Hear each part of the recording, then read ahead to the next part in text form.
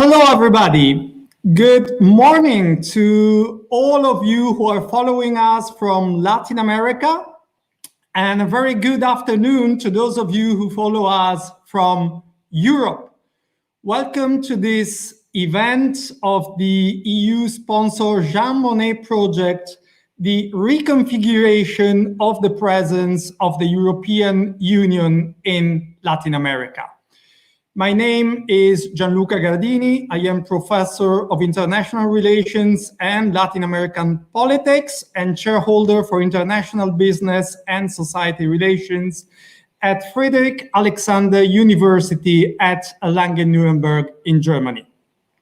I have the pleasure to coordinate this research network, and I also have the pleasure to welcome all of you to this first of 3 plenary events.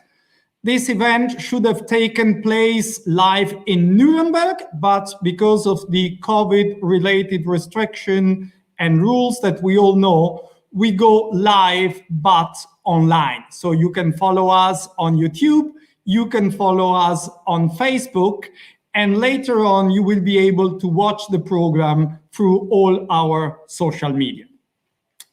First of all, let me start, as usual in these cases, with some words of thank you. First of all, I would like to thank the European Union, and in particular the Commission, because this event and this whole project is only possible because of the generous support of the Erasmus Plus program of the European Union. I also would like to thank all our partner institutions, beginning, of course, with my institution that coordinates the program, Friedrich Alexander University at Langen-Nuremberg.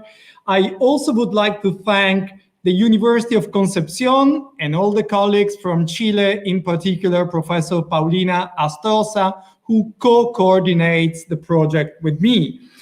Also, many thanks to the Pontificia Universidad de Salamanca, to the University Diego Portales in Chile, the University of Alicante in Spain, the University of Ca' Foscari in Venice, Italy, the University of Bath in the UK, the Andean University Simón Bolívar in Quito, Ecuador, the Fundação Getúlio Vargas in Brazil, who are all our partners.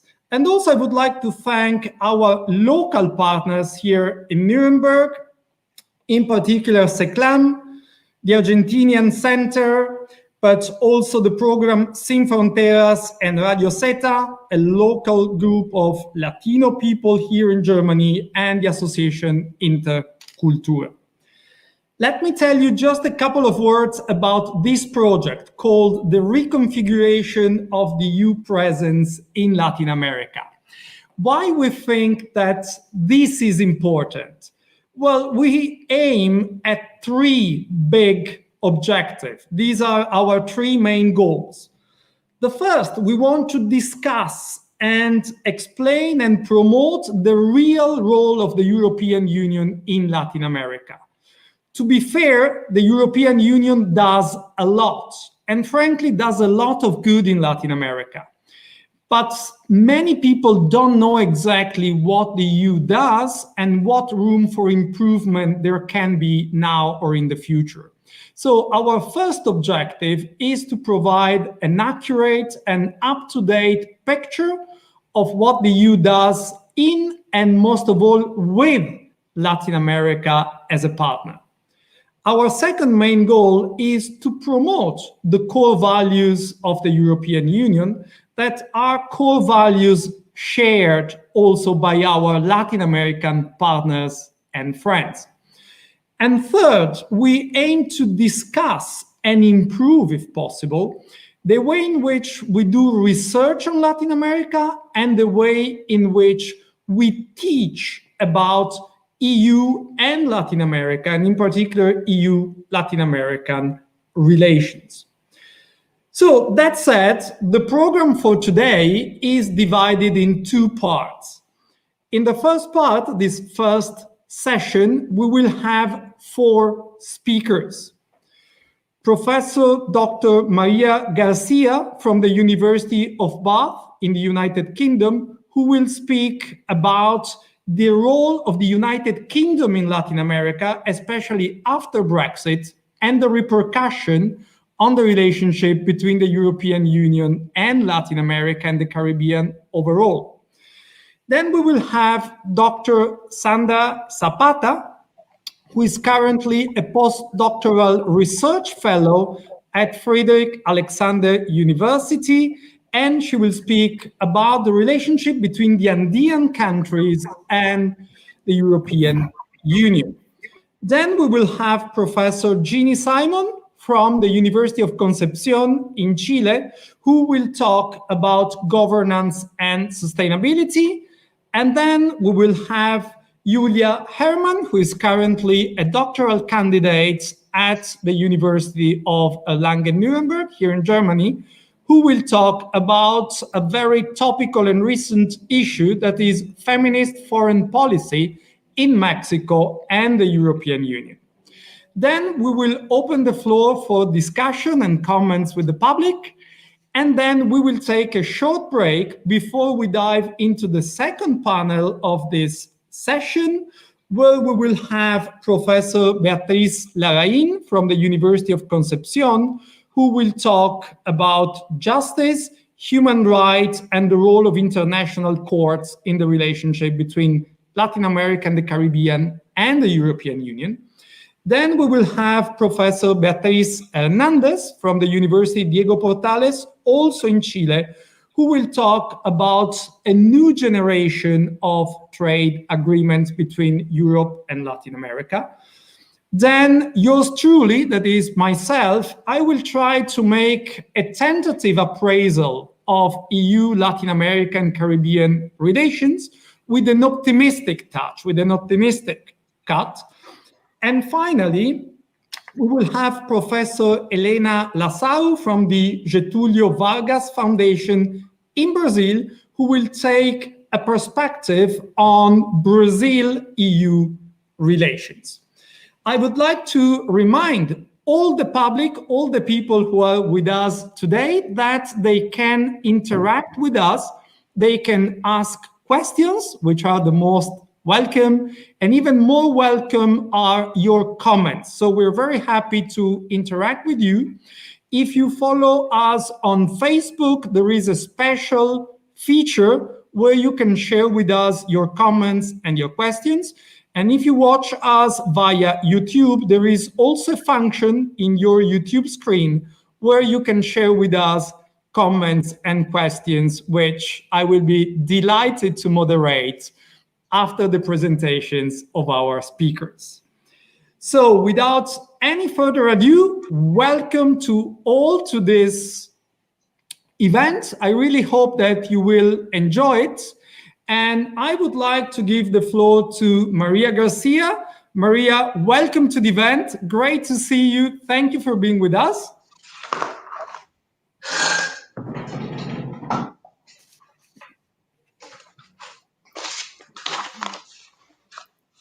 I think you have to unmute your microphone. If you can hear us.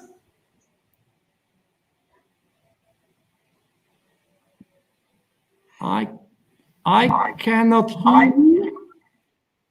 Hey? It looks like we have a technical problem with Maria's microphone. There we go. So can you hear now? Yes. Yes. Okay, great. I kept pressing unmute and it kept remuting it. Anyway, thank you very much for setting all this up. My computer, I don't know whether it's the internet or the computer, but it's not letting me open my PowerPoint, which is good news for everybody watching because it means I will be much faster and I will probably forget quite a few things. I am, however, very happy to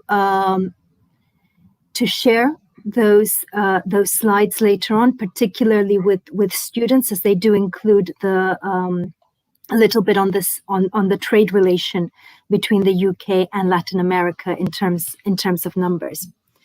So what I'm going to to talk about today is an overview of the UK's trade relation, more specifically with Latin America over the last decades. And I think the main thread of what I'm trying to say is that there is going to be a fair amount of continuity from the UK as a member of the European Union in its relations with Latin America, and now in post-Brexit, or at least in the first years of the post-Brexit UK foreign policy. So obviously the UK has a long-standing involvement in Latin America. In economic terms, this goes way back to the 19th century. But that involvement has waned over time. So particularly in the period after the Second World War, although the UK remains an important trading partner and investor in Latin American countries, its significance as it no longer accounts for 25%, 35% of Latin American countries' trading relation, but actually today that trading relation is much smaller. It accounts for 1.2% of Latin American exports. Latin America accounts for, I think it's 0.9% of British exports abroad. So in relative terms, although for individual companies that relationship might be quite important, in relative terms, it is not as significant as it once was.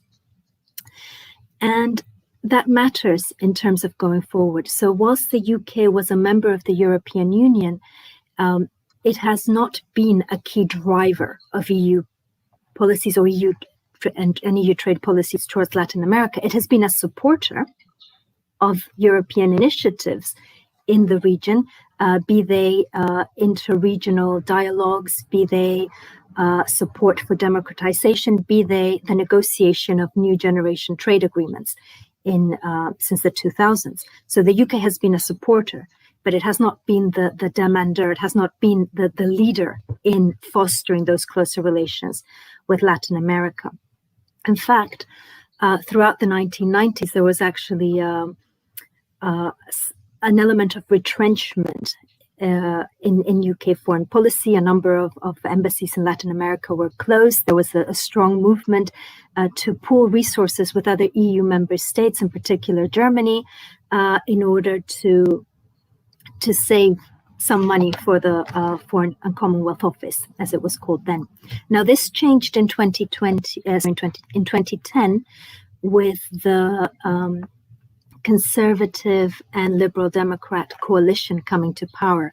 And at that point, former Secretary of State, William Hague, he made a big speech in Canning House and launched what became known as the Canning Agenda. And the idea, the main thrust behind it, was to stop that waning of British influence in Latin America, to bring new resources for the Foreign and Commonwealth Office, to reopen embassies, and critically, this being the UK, to offer more trade and investment between the regions. And it worked. In the first few years, trade between the UK, and particularly Brazil and Mexico, increased. But once we reached 2016, so this is where the slides would have been helpful. Once we reach 2016, that trade relation starts to wane a little bit again. We then have, of course, the 2008 financial crisis, and one of the aftermaths of that has been a lowering in both the UK's and the EU's more generally economic significance globally. So if you look at trade statistics post 2008 in Latin America, you see the growing significance of China. So whereas back in the 1990s, the EU was the top trading partner for Brazil, Chile, that is not always, that's no longer the case. And of course, the UK is just one part, or was one part, of those EU statistics. So within that context, you then have Brexit happening. Now, Brexit was entirely a domestic issue. And within the UK, there was very little thought given at both in the referendum and then in the years after the referendum to the global implications of Brexit. So although it's seen in this country as a British thing, it has repercussions for Europe and it has repercussions for the rest of the world. Now, one of the things that the newly formed in 2017 Department of International Trade in the UK did realize was that, of course, the UK had preferential trading arrangements with a number of Latin American countries, namely Mexico, Chile, the Andean countries, Central American countries, and the CARIFORUM countries. And the UK had been trading with them in preferential terms through the European Union's agreements with these countries, which the UK had supported. So a key aim of the Department of International Trade immediately after Brexit was to get these countries in Latin America to agree to roll over those trade agreements. So to agree that they would continue to apply to the United Kingdom, even though the UK will no longer be part of the EU. So the UK entered in negotiations with all of these countries to tweak these agreements. And they managed to get them all in place, most of them in 2019. The one with Mexico was more at more last minute than the other ones, but they're all in place. And in essence, these agreements, what they do is they replicate the EU trade agreements with Mexico, with Chile, with Peru, Colombia, Ecuador. They change some of the economic terms. So, for instance, the amount of beef that can be exported into the UK, that changes, so that there's a specific number. What's interesting is that Latin American countries, in particular Chile, have been able to negotiate what they wanted in terms of those agricultural exchanges. But what's the most significant part of those agreements is that they don't innovate. So they leave what was there with the EU. A number of them, like the one with Mexico, give the parties a deadline of a year or year and a half to start renegotiations for their own sui generis bespoke trade agreement between the parties to really tailor to their relationship. The other thing, that the main aim of having these agreements rolled over was really to create stability for companies and businesses trading from Latin America, from these countries to the UK and vice versa. And the agreements do achieve that. There are particular technical issues that do create potential complications in the future. So the rules of origin allow British companies to use European inputs and products in their goods and then export them to Chile or Mexico, with it counting as being made in the UK. It allows for Mexican producers to use EU content in their products and send them to the UK and still qualify as made in Mexico. But of course, the challenge is any British company that was maybe bringing goods from Latin America, using those inputs in their product and then selling to the EU, whereas before that all qualified, that no longer qualifies as origin. So that is now potentially subject to tariffs when entering the EU. So it creates more. It's not as seamless as we'd like to think. It does create continuity for the vast majority of companies, but there might be a few that encounter challenges in the future. So looking forward, what can we expect? So this was an interim, a short-term arrangement. Looking forward, the British government is looking to seek those opportunities of a post-Brexit world.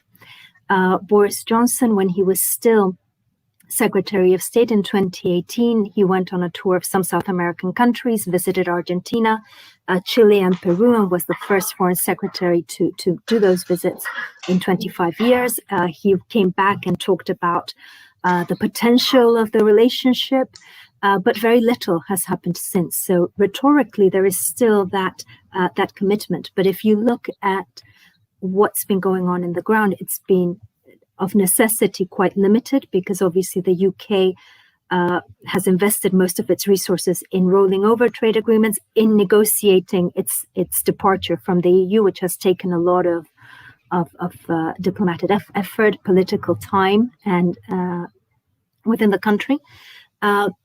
But what is interesting to look at is this year's integrated review. So the UK government put out what they call the integrated review of all its foreign policies, including trade, development. And it talks about the entire globe. But what's interesting is that Latin America, you have to read a lot of it before you come to Latin America. Latin America gets one paragraph, which is the shortest mention of any region on the planet.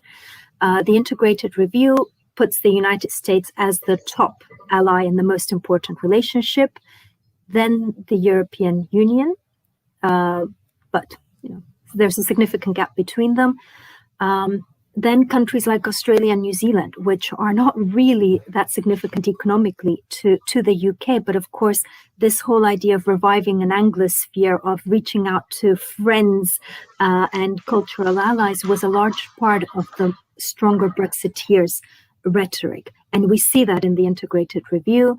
Then there's a focus on emerging markets, growth markets in Asia, and the Indo-Pacific gets its whole section on bridging improving ties with that part of the world. Latin America was not a priority for the UK before leaving the EU, and the integrated review shows us it is not a priority after leaving the EU. There are a few countries that get specific mentions, and they are Brazil and Mexico, unsurprisingly, the economically most significant countries in Latin America. And there the UK does advocate for having closer ties with them, on the back also of special dialogue and partnership with Brazil that came out of the Canning House agenda. But what is significant is this is also mentioned in the context of cooperation on climate change, particularly taking account of the Amazon forest and the Amazonian and the Amazon River basin. So it brings in a very specific twist to the agenda, a very value-laden element to the agenda. It mentions cooperation with Chile, Argentina, and Colombia, specifically on issues of our interests, but it does not define what our British interests might be. So I think it's quite revealing what is in that review. And the other thing that does appear under Indo-Pacific, though, is the UK's desire to join the CPTPP, which of course the UK has now presented its formal accession request. The key reason for joining that is the fact that Japan is in there, Vietnam is in there. So again, these Asian countries. But of course, there are a number of Latin American countries, Mexico, Chile, Peru, are members of CPTPP. And through that, we could see in the future a tighter and closer economic relation developing. What is interesting is that the UK has not reached out specifically to the South American countries of CPTPP, but actually to Japan and to Australia and New Zealand as their key sponsors. So I think we're seeing some clear priorities, and Latin America is not one of them. Certainly not in the short to medium term. Once the Brexit does settle, we may see something different. But the key emphasis of the UK is in Asia. In Asian countries. Thank you.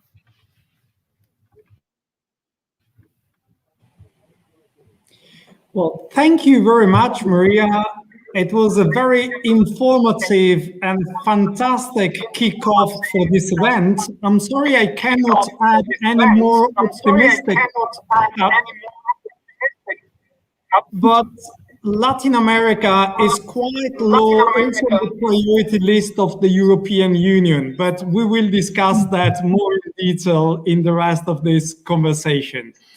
I would like now to invite Sandra Zapata to take the floor and discuss with us her ideas on the relationship between the Andean countries and the European Union. Sandra, the floor is yours. You're the most welcome to the event. Thank you, Gian Luca. Good morning, everyone in Latin America. Good afternoon here in Europe, and greetings to everyone who is following us on the social networks. My name is Sandra Zapata, and I'm a postdoctoral researcher at the FAU in Erlangen-Nuremberg, Germany. And today, to continue with the topic that calls us, I will be discussing on the relations of the European Union and the Andean countries. I will make an overview of the relations on these two regional blocks. So for that, I have prepared a short presentation. I will share the presentation now.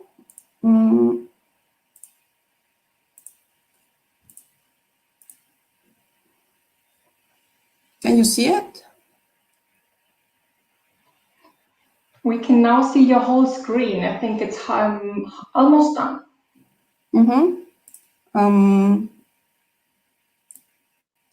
There.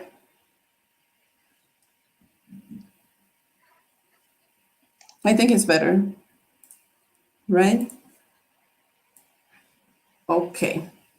So the presentation I have prepared is called The Relations of the European Union and the Andean Countries at a Glance. And for that, I have prepared this table of contents. First of all, I will discuss a little bit of the background of the relations of the EU and the Andean countries. Then I will go on to talk about the Andean community, and then on the bi-regional cooperation, and finally some results and impacts and some figures of the current situation. I would like to start by saying that the European Union and the Andean countries have ties since a very long time. These ties have been based on historical bonds, values, cultural coincidences, commonly shared interests. And it is important to mention that it is a long-standing relation, which dates for more than 50 years now. So it is important to consider that the 21st century brings substantial changes in the international order, and the relations, of course, between the European Union and the Andean countries have not been excluded from this reality. Therefore, I would like to frame what I understand from European Union within this international framework. So the European Union is a global actor in world politics, and it has extended its external activities specifically to Latin American countries, South American countries, and to the Andean countries. So the Andean countries, in general, we can say are Venezuela, Colombia, Ecuador, Peru, Bolivia, Chile. But on the one hand, since the creation of the European Union in 1958, its activities have expanded dramatically. And one particular feature of the European Union is that it can act as a collective actor in international affairs. So it is seen as one bloc. That means it can act collectively as a region or as a regional organization. So when signing agreements, when disbursing aid, it acts as a bloc. On the other hand, in the case of Latin America, regionalism has been a complex phenomenon whose roots can be traced back to the very birth of the nation states. So the integrationist idea in the region has remained in force, but it has had different drivers, limitations, it has pursued different cooperation goals. And there has been various analytical categories to understand these different waves. For instance, traditional regionalism, open regionalism, post-liberal regionalism, among others. So in Latin America, we are still far away from producing results, let's say, comparable to those of the European Union. And for instance, the European Union has a single market with free movement of goods, services, workers, capital.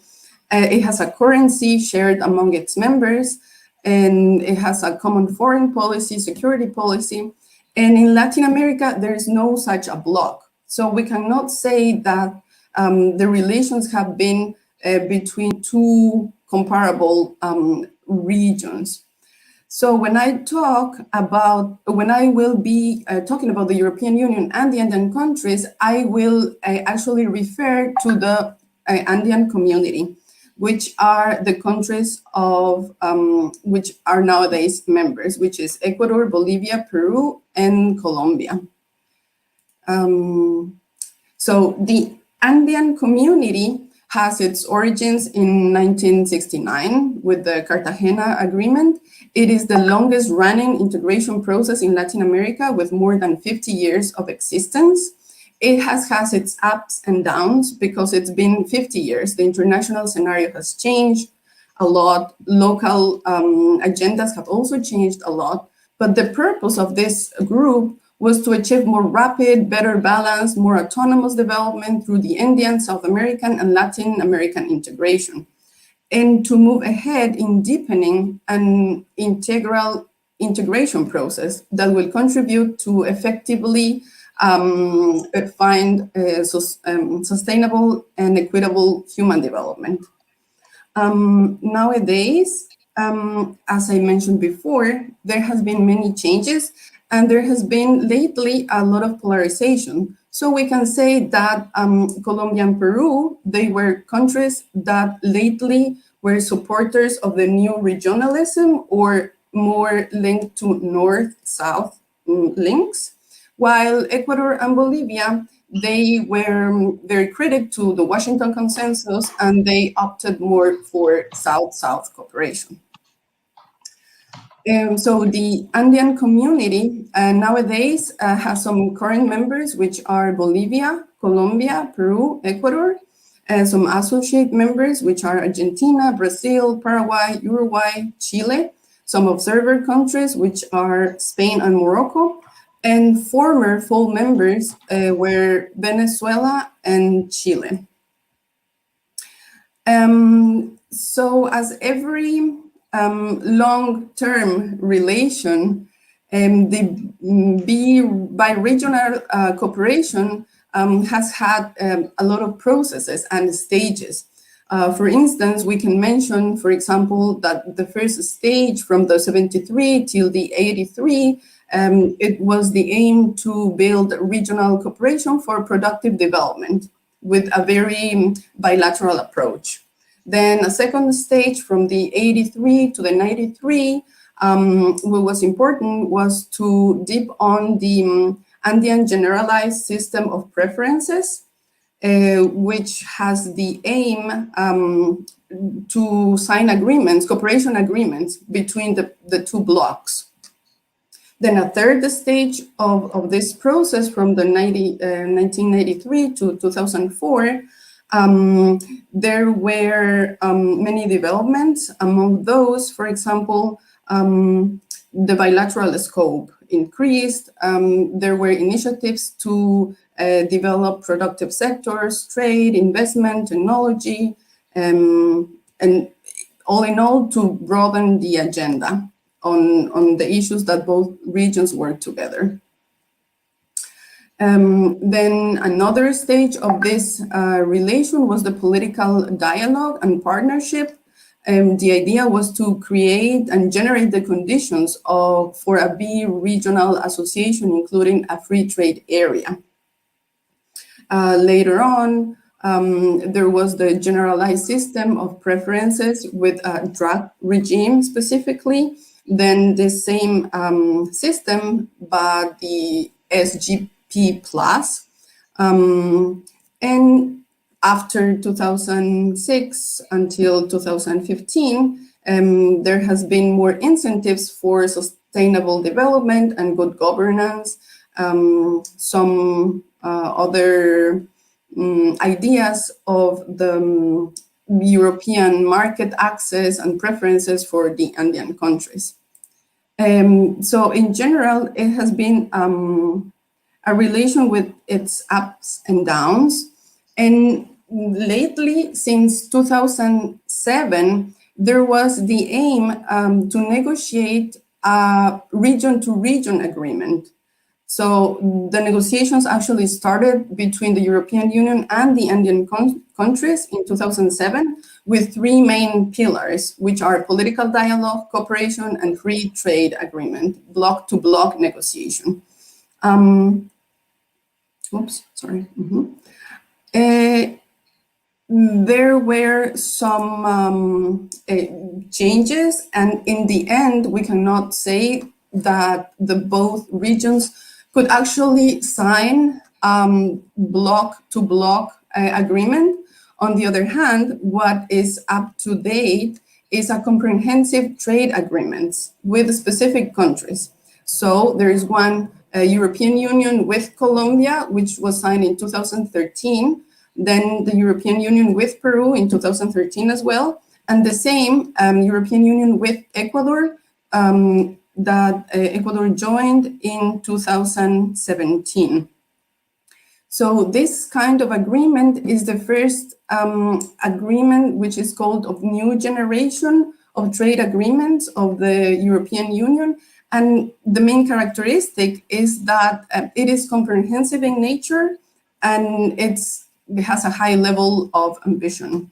So the two main ideas of this agreement is, on the one hand, to cover liberalization of trade in goods and services, investment, public procurement, competition, intellectual property rights.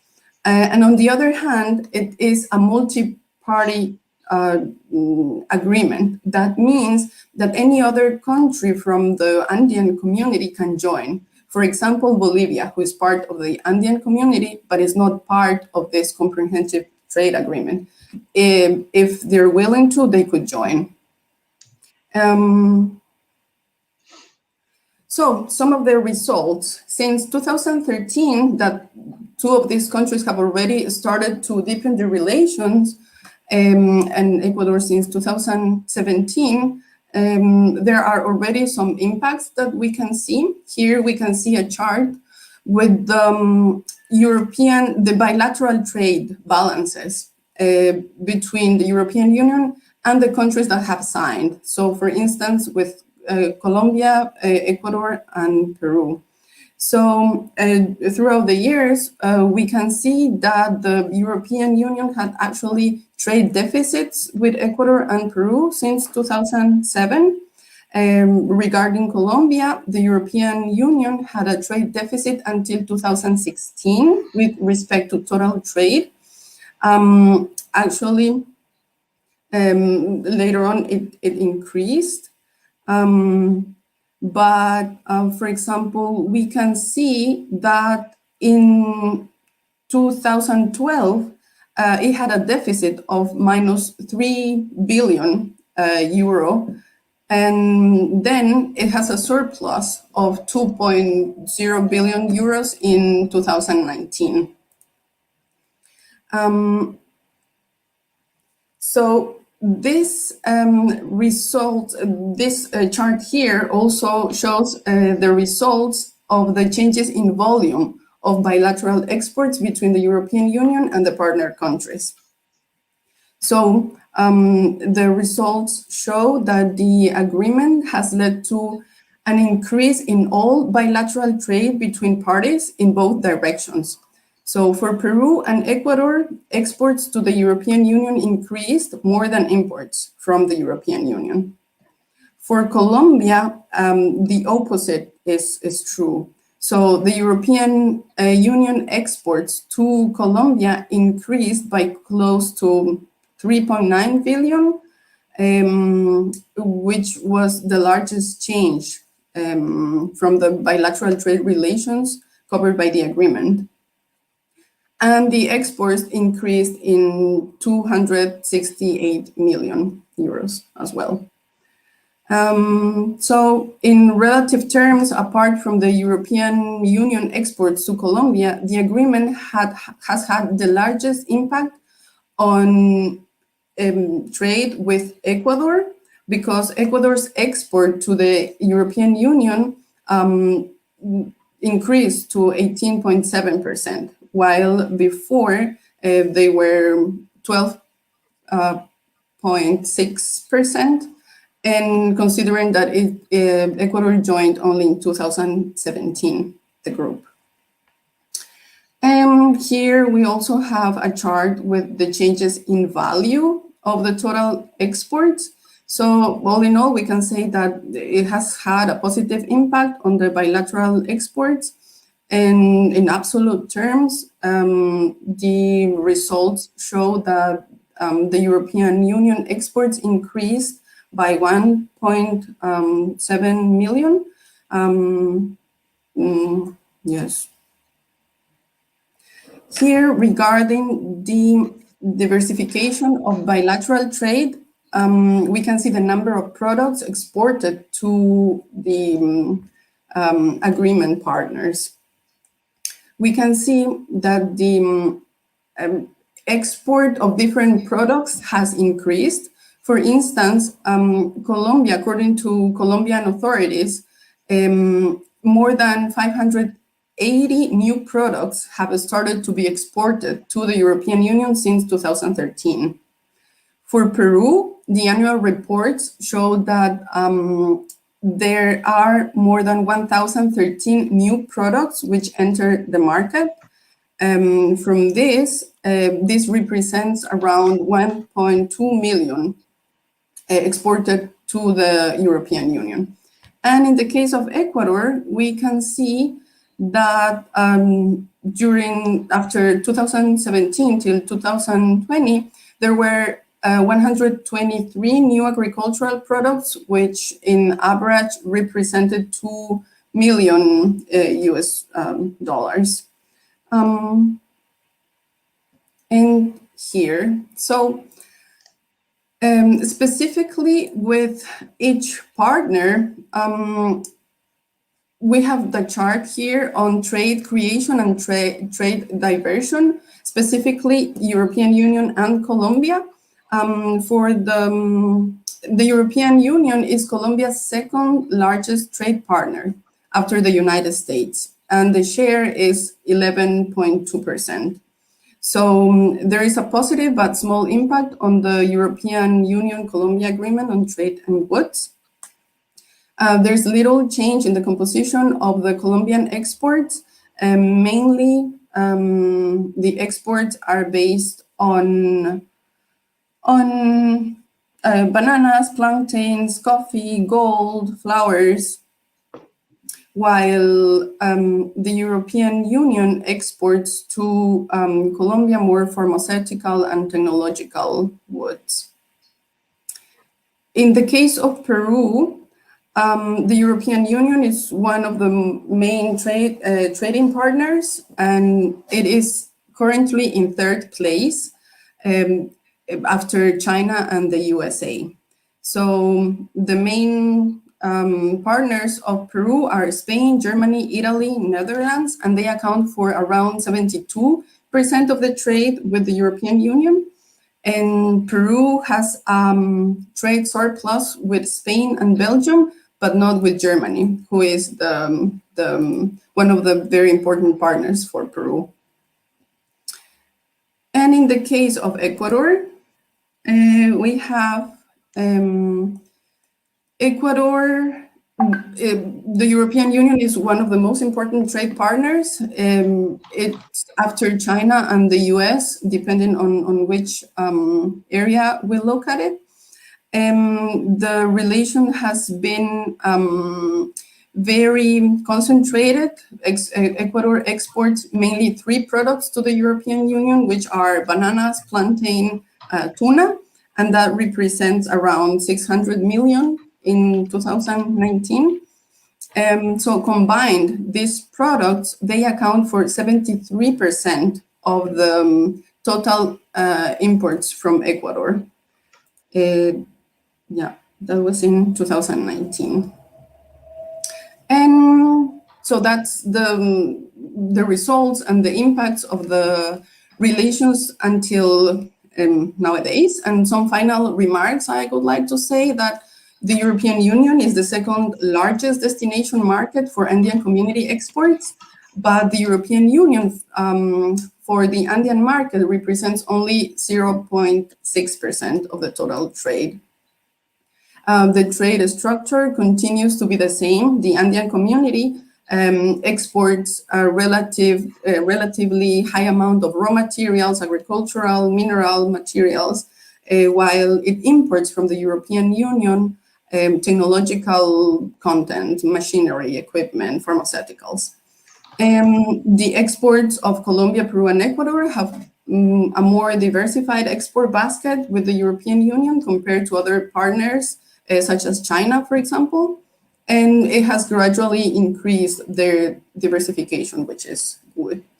And regarding the technological level of exports, the primary export pattern is reproduced despite the increase in the number of sub-items which are exported to the European Union after all these agreements. So thank you. That was my presentation. Thank you, Sandra. This was a very comprehensive overview on the relationship between Andean countries and the European Union. So we now know much more about trade between these two important areas of the world. I would like now to invite Julia Hermann to take the floor and share with us her ideas and considerations on the impact of feminist foreign policy with specific reference to Mexico and also to Europe. Thank you, Julia. The floor is yours. Thank you, Gian Luca, for your kind introduction, and hello and welcome to my part of this panel in the framework of the Jean Monnet project EU and LAC. As it was already said, I'm Julia Hermann, Research and Teaching Associate at the FAU, the University of Erlangen-Nuremberg in Germany, where I joined the chair and the team of Professor Gian Luca Gardini. And I also started my dissertation project about feminist foreign policy in Mexico and in Europe, what we are also going to discuss today. So let me give you a brief overview of how we are going to approach this topic today. For this, let's step back a bit at first. This project is about the relations between the EU and Latin America and how the EU or certain countries of the EU seem to show new policy interests towards Latin America, and on how this relationship is filled with content.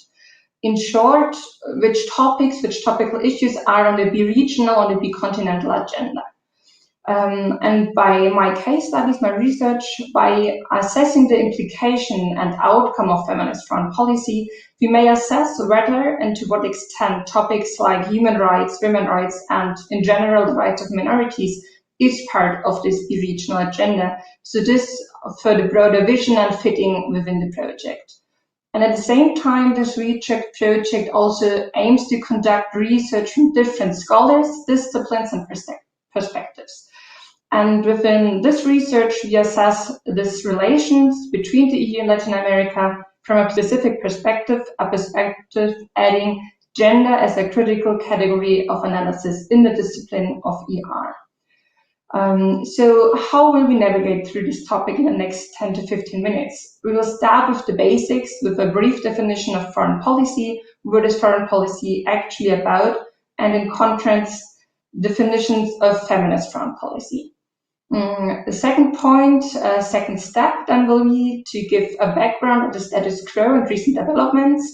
Why do we talk about feminist foreign policy since 2014? Which countries adopted such foreign policy and how did they implement it? In the third step, we go into theory of international relations, and I will present approaches backing up the current developments or explaining them to some extent. So I give a brief insights to feminist approaches to ER, looking to foreign policy with a gender lens. And we also look at critiques on the practice of feminist foreign policy. And at last, I will present 3 questions. This is the fourth point that arise and which are the fundament for the actual empirical research within this topic in this project. So let's start with a short revision of definitions, especially as most of the attending students might be from business administration and economics. I will check the comments. So what is foreign policy? Foreign policy is such that determines how governments define peace and security, organize trade, provide humanitarian aid, and cooperate with other nations and non-state actors. So let's go through that once again, as it is important to have that in mind for the further presentation. Foreign policy such defines how governments define peace and security and what they do for it. Organized trade, so it has an important economic component. Provide humanitarian aid, which has to do with values, but also may have a geopolitical component. and how governments cooperate with other nations and non-state actors, which might be seen as classic diplomacy, for example. So now the question is, how is this so-called feminist foreign policy or gender-equal foreign policy, as for example the EU frames it, different from normal traditional foreign policy? In contrast to traditional foreign policy thinking, which considered gender inequality as part of soft diplomacy and is unconnected to the hard topics like trade, aid, and national security, feminist foreign policy takes a step outside this black box and aims to prioritize the vision of gender equality, environmental integrity, and the disruption of colonial, racist, and male-dominated power structures. And the state or government should not only have that vision in mind, but also allocate resources, including research, to achieve that vision.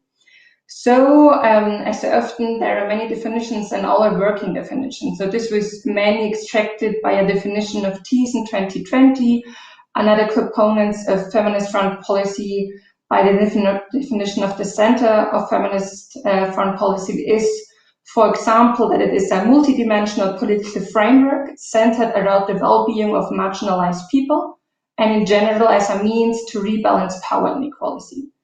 So it is mainly about questioning power structures, established power structures in foreign policy.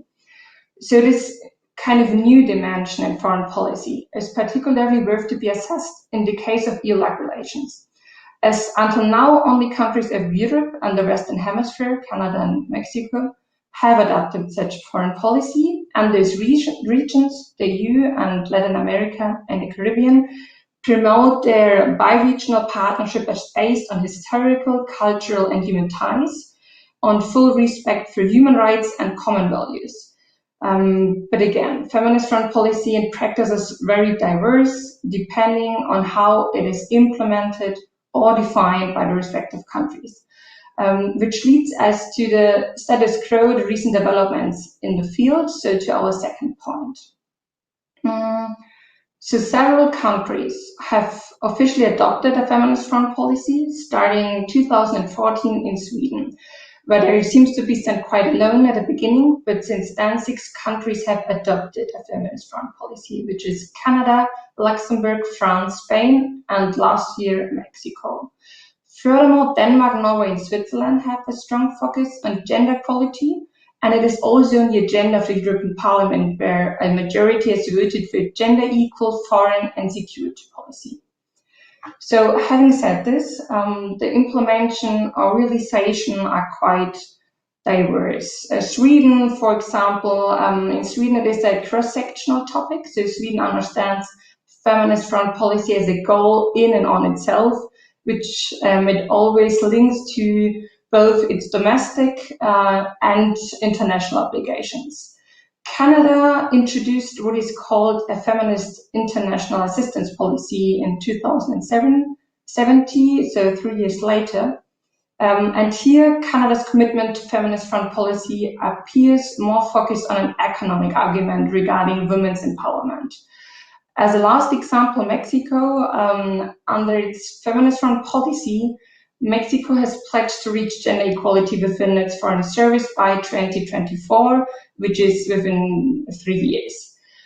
There's no clear programs and measurements of how to achieve such, besides the single initiatives or promises. So on the one hand, the policy clearly operates the issue, but it also is highly paradoxical with regard to the high amount of gender-based violence in the country. But with the adoption of foreign policies that call themselves feminist or gender equal, there's a growing debate on gender perspective in international relations theory, and at the same time on the inconsistencies that may arise when expanding human rights and foreign policy, as it might, for example, increase already existing tensions between values or ideology and pragmatism in foreign policies. So let's have now as a third step a rough first insights in gender in international relations. So in generally, across politics, public discourse, feminism experience new waves of interest. So it's a highly debated topic. This comes along with a division within the feminist academics over the use of the term. So for some, feminism or feminist approaches, feminist foreign policy has now been co-opted or kind of owned for neoliberal economic ends, and for others, it remains a critical element. So there are different judgments about the use of the term and the development of the term. Today, I would like to give an example of what it means to look at a discipline of international relations with a gender lens, by looking at the definition of the modern state. The thoughts are mainly retrieved from Revisiting Gendered States by Parasha, Tickner, and True. So the basic assumption is that since foreign and military policy making has been largely conducted by men, as most of the science by the time, the discipline that analyzes these activities is bound to be primarily about man and masculinity. So, for example, traditional ER theory assumes the state as a unitary, power-seeking, rational actor. All male-connotated adjectives and feminist approaches are challenging these views or these perspectives. And in everyday life, the state was manifested as a masculine as such, as we've heard, and women are marginalized from both the formal and informal use of state power. Traditionally, the roles traditionally ascribed to women are generally irrelevant to the traditional construction of the field of international relations. So to have now this feminist analysis in mind, how do they approach this discipline? They usually start not with the structure of the state system, like, for example, realism does it, but by examining the behavior of the states in terms of their ability to increase security of the citizens.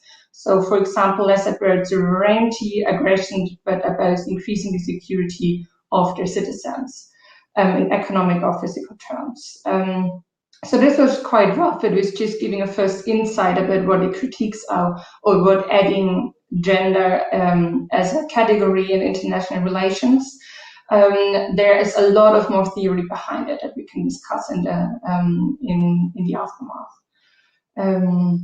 So what are critiques or counter-arguments that the newly adopted feminist foreign policies, for example, that they are not truly feminist or progressive enough? Pinkwashing, populist, undiplomatic, or hypocritical. These are keywords that can be heard when criticizing or discussing feminist foreign policy. But if the policies are not in line with feminist approaches, or we are but rather pragmatic, we should assess whether or to what extent this is about, for example, nation branding or other concepts. But nation branding is one of the possibilities, which is coordinated government efforts to manage a country's image in order to promote investment, but also foreign relations.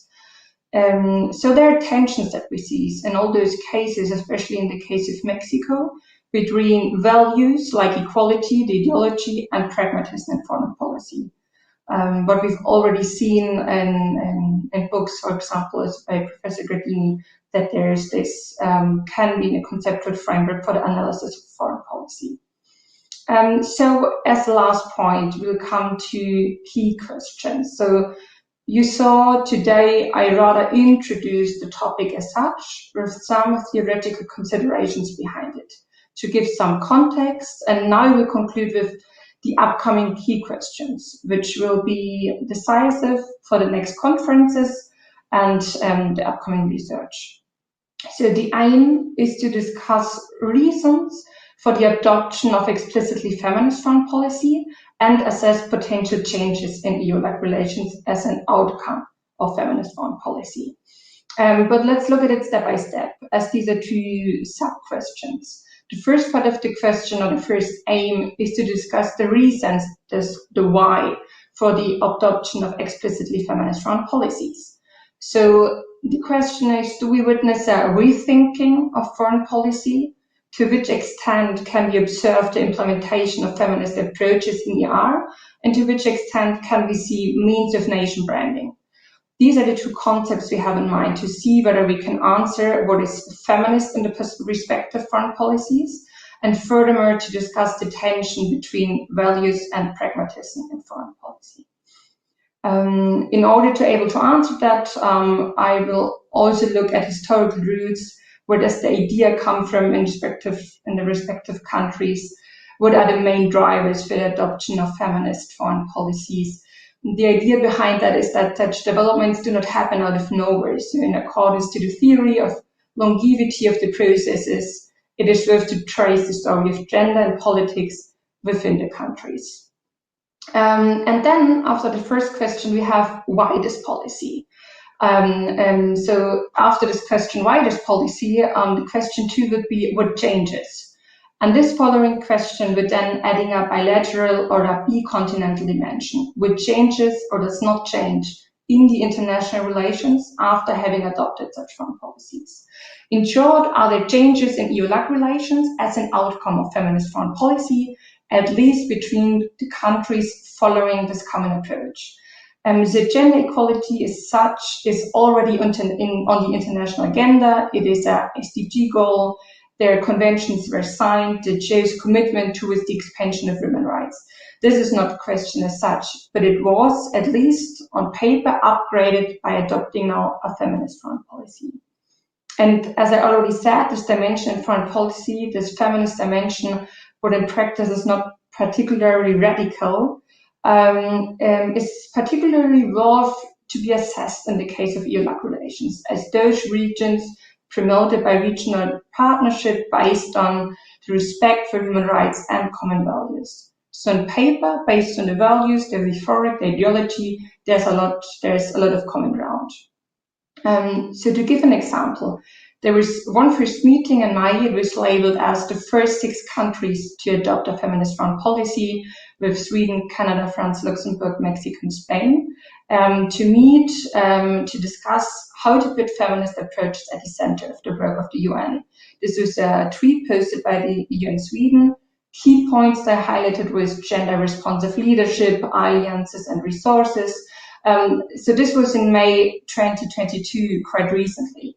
Nothing else was heard from that since, but it is interesting as a first step that Mexico came together with those 4 European countries and with Canada. So with this short outlook to the empirical example of feminist foreign policy, I will leave the floor for discussions, or let's say for the next speaker. Gian Luca, thank you very much. Thank you very much, Julia. A pleasure to listen to you. And this is really an interesting topic and a very interesting perspective that I'm sure will gain even more ground in the next few years. So we all look forward to the next steps in your research. Thank you. And now, last but absolutely not least, it's my pleasure to welcome Professor Jeanne Simon from the University of Concepcion. Jeanne, great to have you with us, not only in the project, but also today here, and the floor is yours. Thank you very much, Gian Luca. Good morning to people here in Chile. Good afternoon in Germany. 1 second, I'll share my panel. Let's see.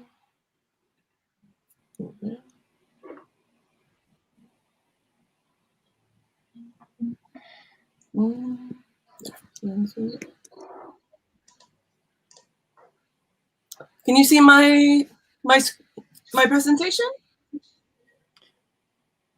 I hope so. Yes, we can, but it's not full screen. I think that's the same thing that happened to... I think that we saw now YouTube, or that we saw StreamYard, so maybe we just have to pick another window. So this wasn't the presentation part, I guess. I have no idea. Yeah, I'm not going to worry about it. I think I'm going to do what Maria did as well, and so I'll just talk. Yeah. Wait. So I guess if you... How did you do? We can just try again to pick the other window, then it might work, and if not, we can just go on without PowerPoint. Let's try.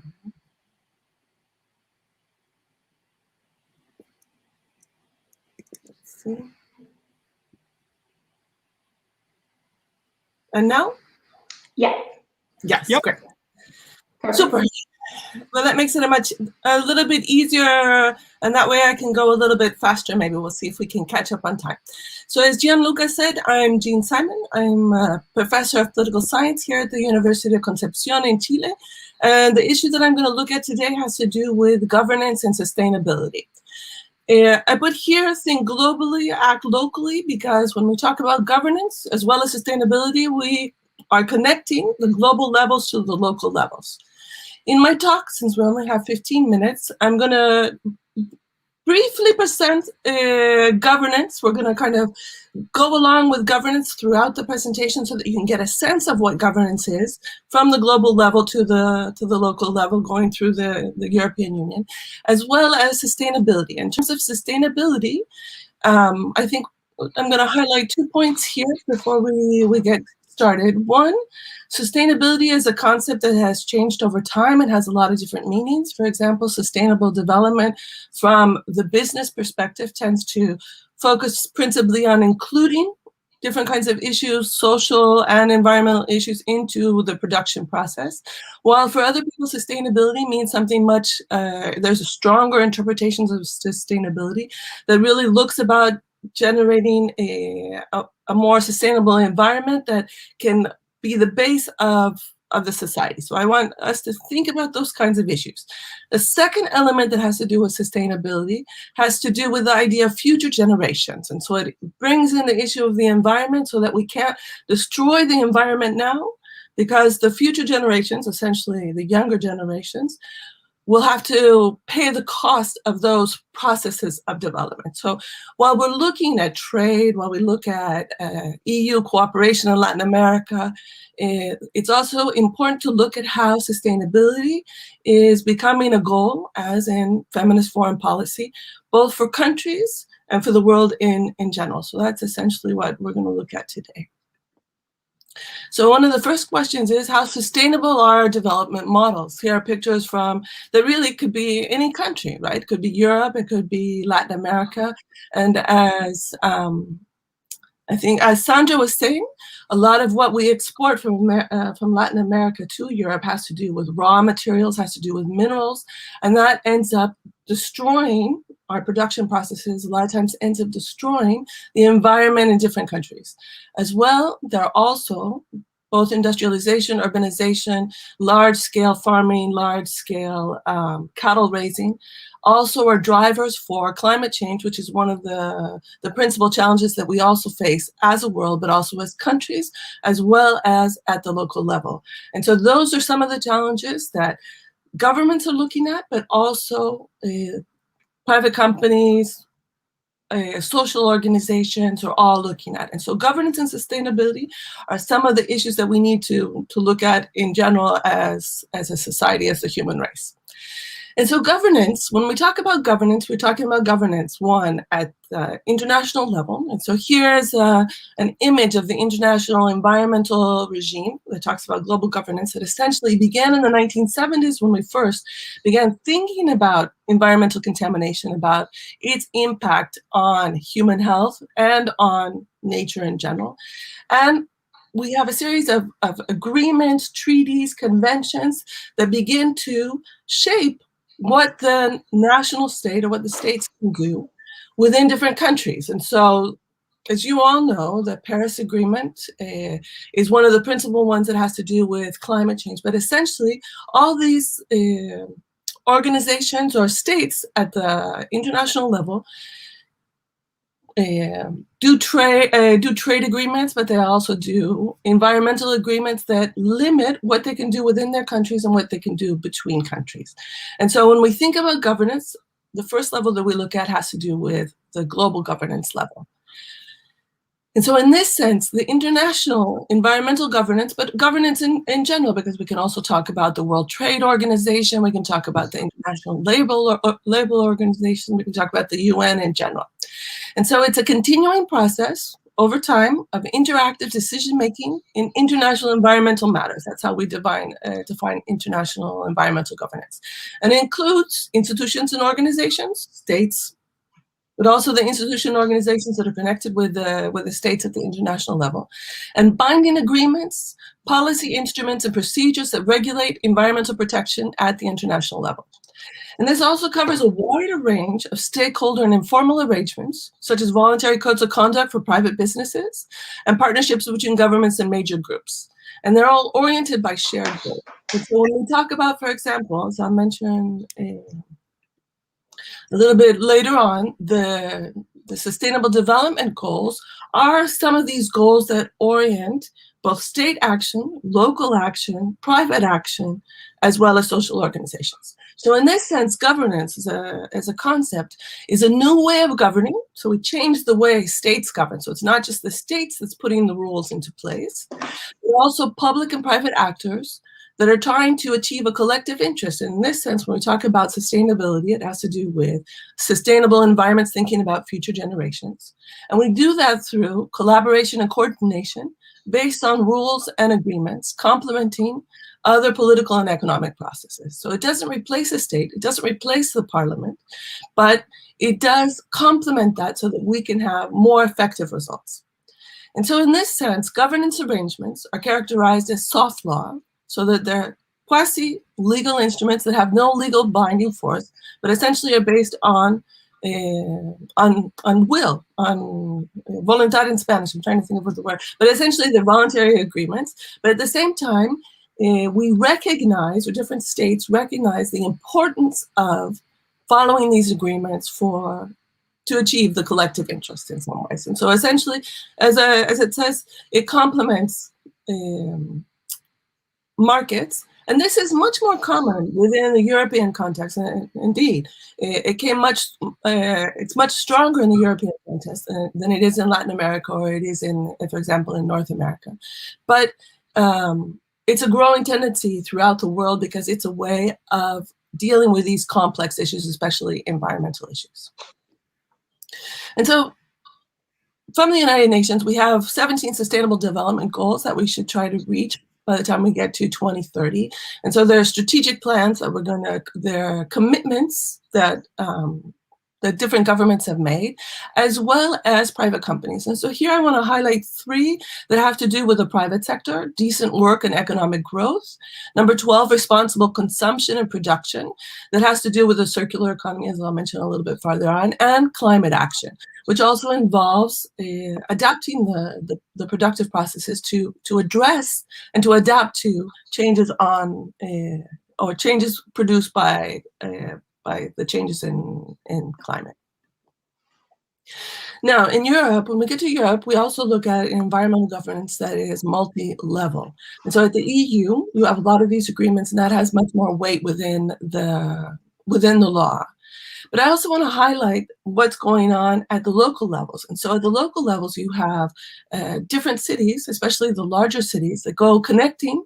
And as we'll see, they'll connect with Latin American countries as well, or Latin American cities as well.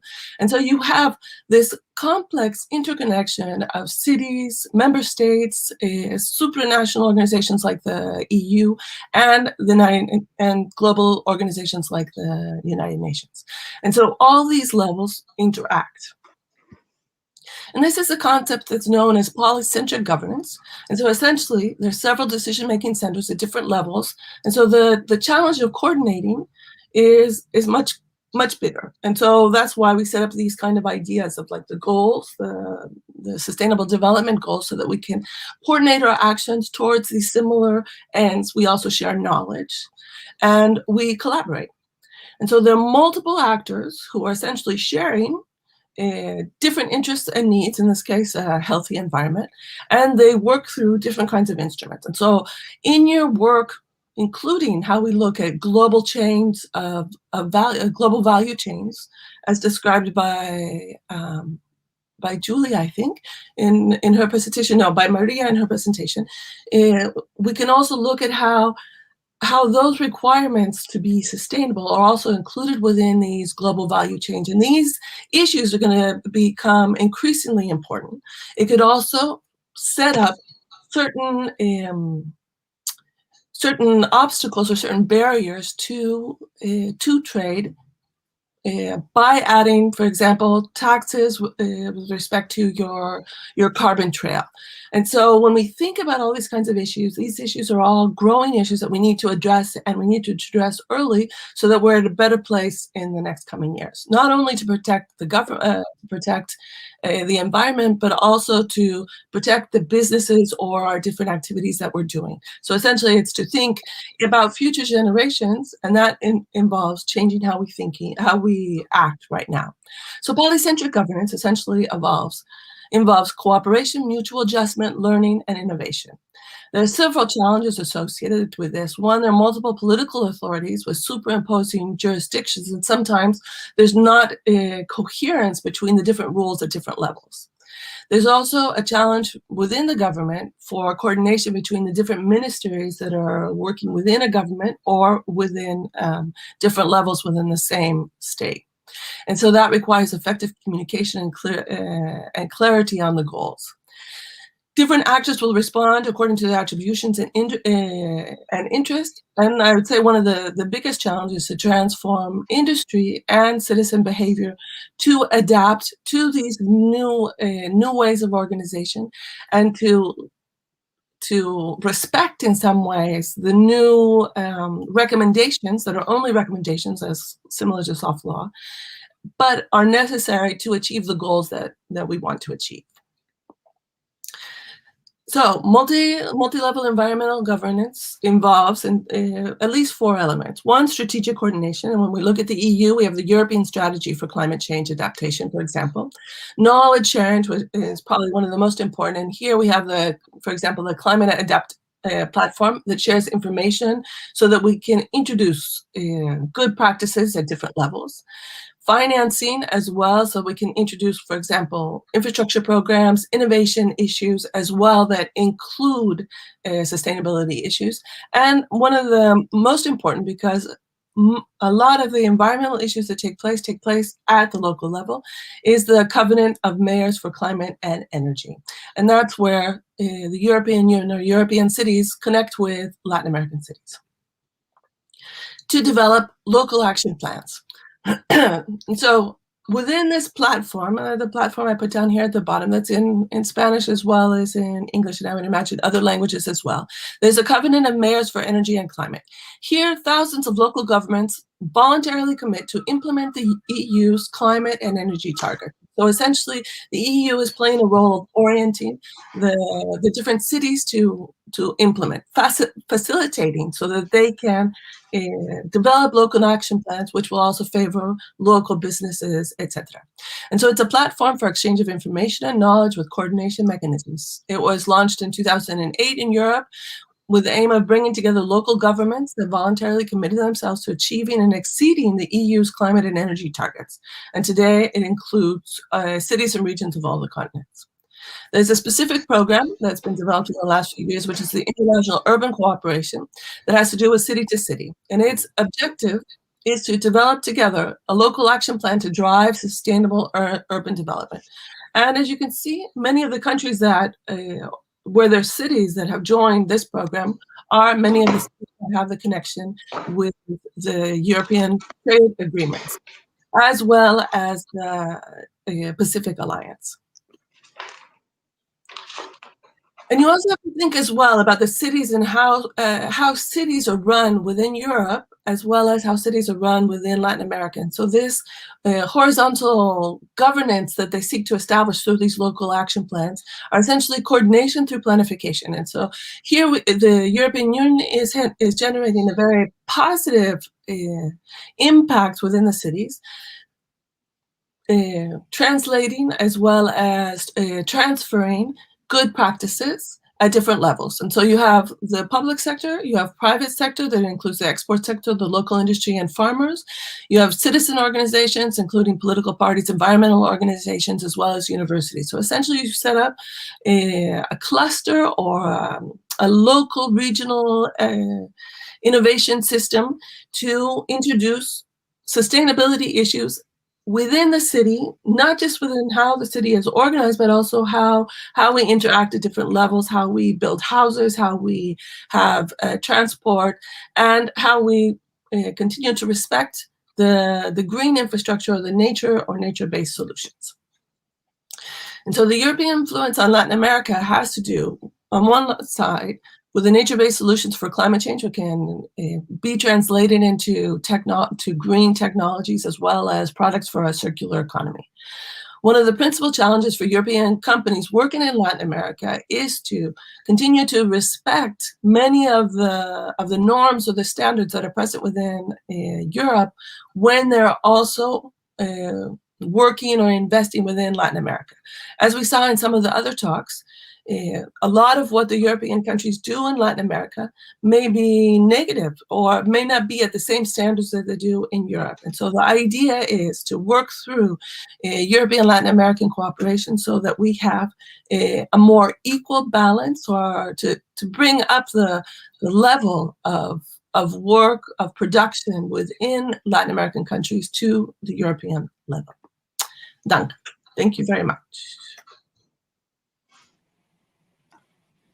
Thank you very much, Jean. This was a very interesting topic that also connects well with other presentations that we have had today and that we will have in our next events.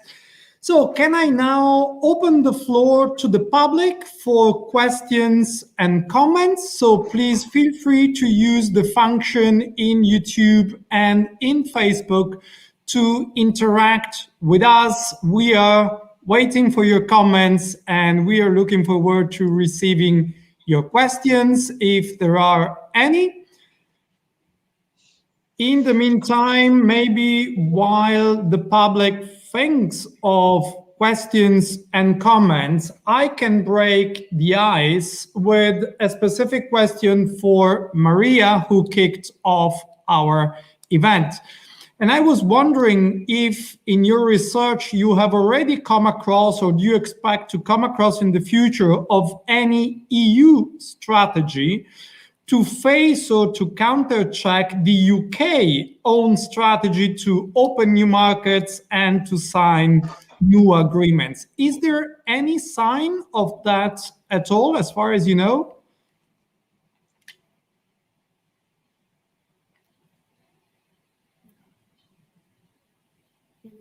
Thank you. That's a really good question. I don't think the EU has had time to really react. And one of the interesting things is at the moment, the UK, essentially what they're doing is catching up with the EU, the negotiations with Australia, which they announced last week that they have an agreement in principle. The European Union started negotiations with Australia before the UK did. So there is no immediate evidence of the UK reaching out to partners that the EU doesn't already have or is in the process of negotiating privileged relations with. I think that might change if the UK starts negotiations with the United States, for example. That would be a game changer. But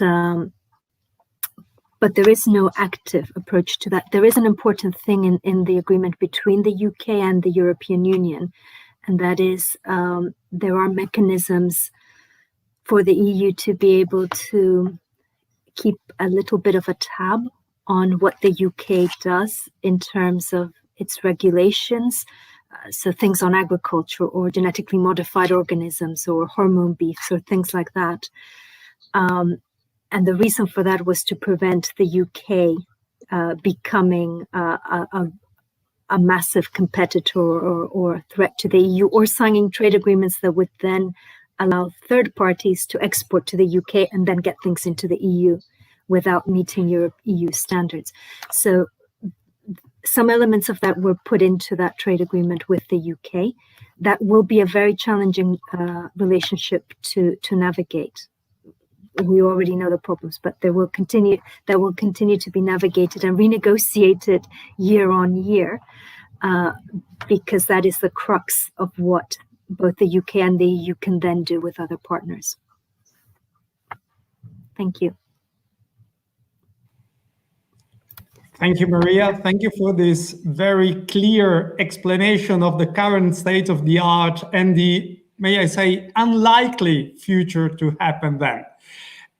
We have a comment from the public, from Kirsten Hazel, who asks, I guess, Sandra, why are Chile and Venezuela not full members of CAN anymore, since they used to be?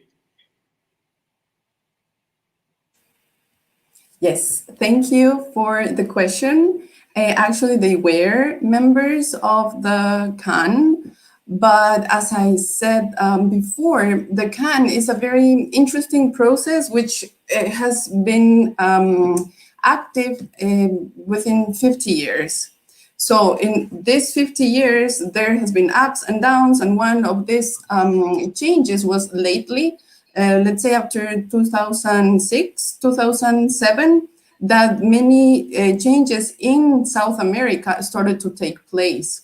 One of those big changes was the new waves or regionalism that started to be more active in the region. For instance, the creation of ALBA, the creation of UNASUR, the creation of other CELAC, for example. In the particular case of Venezuela, Venezuela was active promoter of ALBA.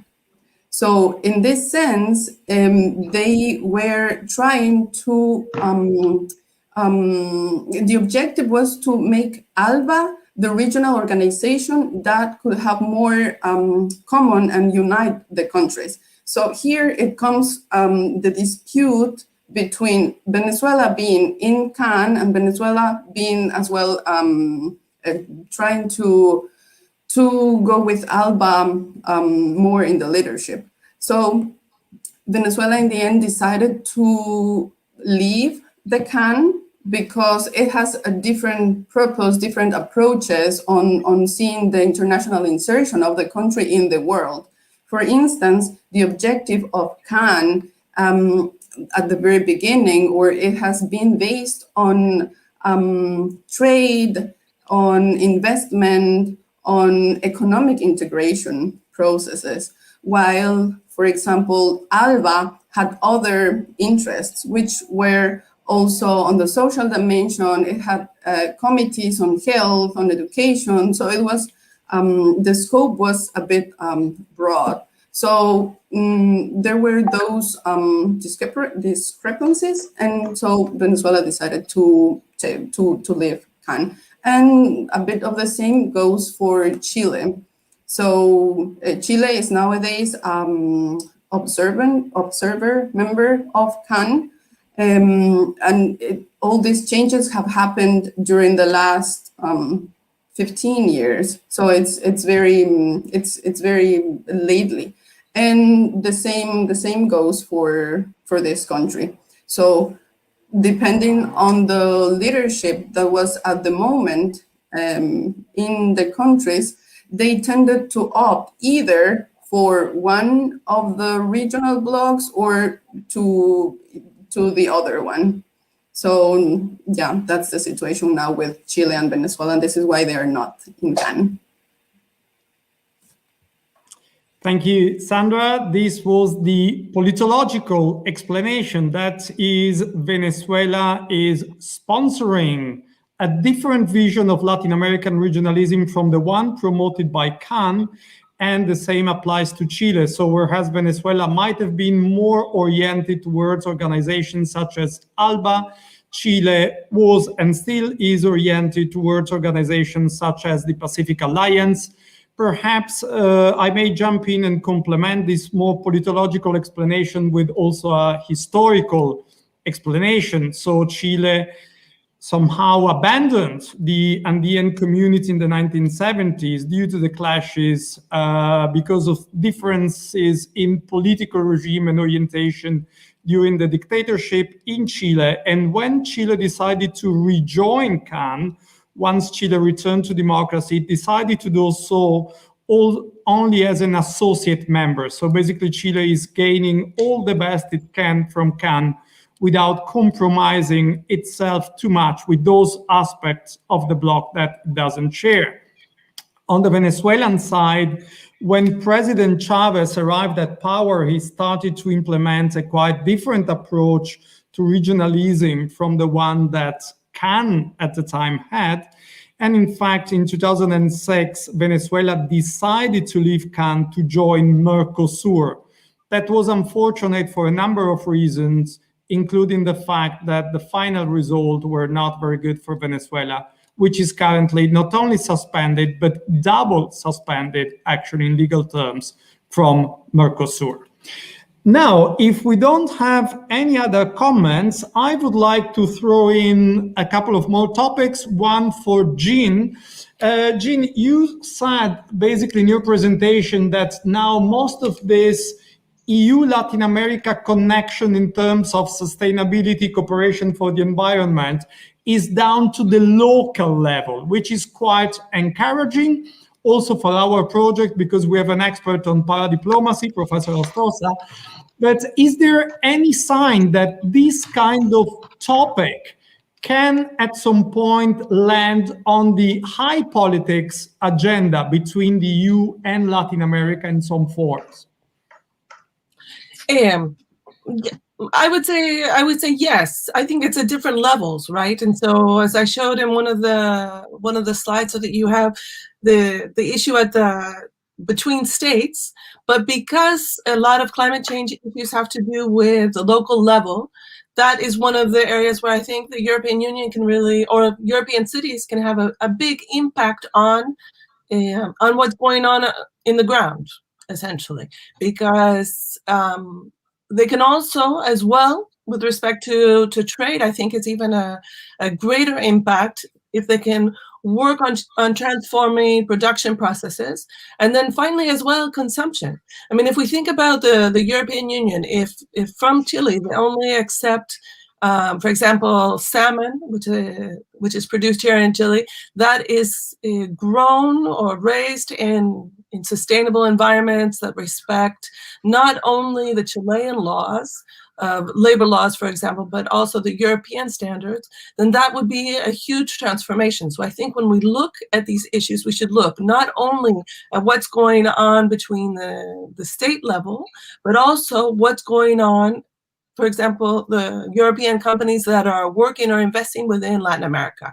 And so rather than just going there and buying or investing, they can also recognize that they're transforming. And I think that's a huge opportunity that exists, and that especially the people the students here that are listening to the talks should also look at how that can be an opportunity, an economic opportunity as well, to create those kinds of connections and to develop global value chains that really are sustainable. Perfect. Thank you. There is one more question for you quickly from Kerstin Hazel again. Thank you, Kerstin, for your proactivity in this conversation. And Kerstin actually asks herself a very good question, because at the end of the day, what does Latin America really think or really do about sustainability? And she's thinking, for instance, of a very challenging case, the case of Brazil. Jeanne. No, exactly. And that's why you can't just look at the states. One, we can't really talk about what does Latin America think about sustainability, considering that Latin America is incredibly diverse. Also, and I didn't really talk about that in the talk, there is this whole debate, and that's why I talk about the sustainable development models at the very beginning, that essentially the developed countries or the industrialized countries developed first and they contaminated. But now that they're developed, they're putting limits on what's going on in Latin America, for example, and restraining their development.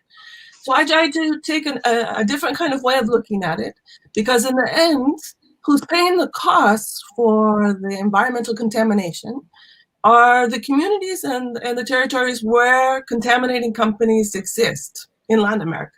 And so especially with respect to the European companies that maintain their standards in Europe, when they come to Latin America, they lower their standards to adapt to a lot of the poor standards that are present in different countries, including Chile, where there is, I would say, we try to reach better levels, but at the same time, we don't really. And so what I really want to encourage is that European companies, European organizations, public, private, universities, that they play this role as well to support people within the different countries who are working to protect the environment and to make all types of activities much more sustainable.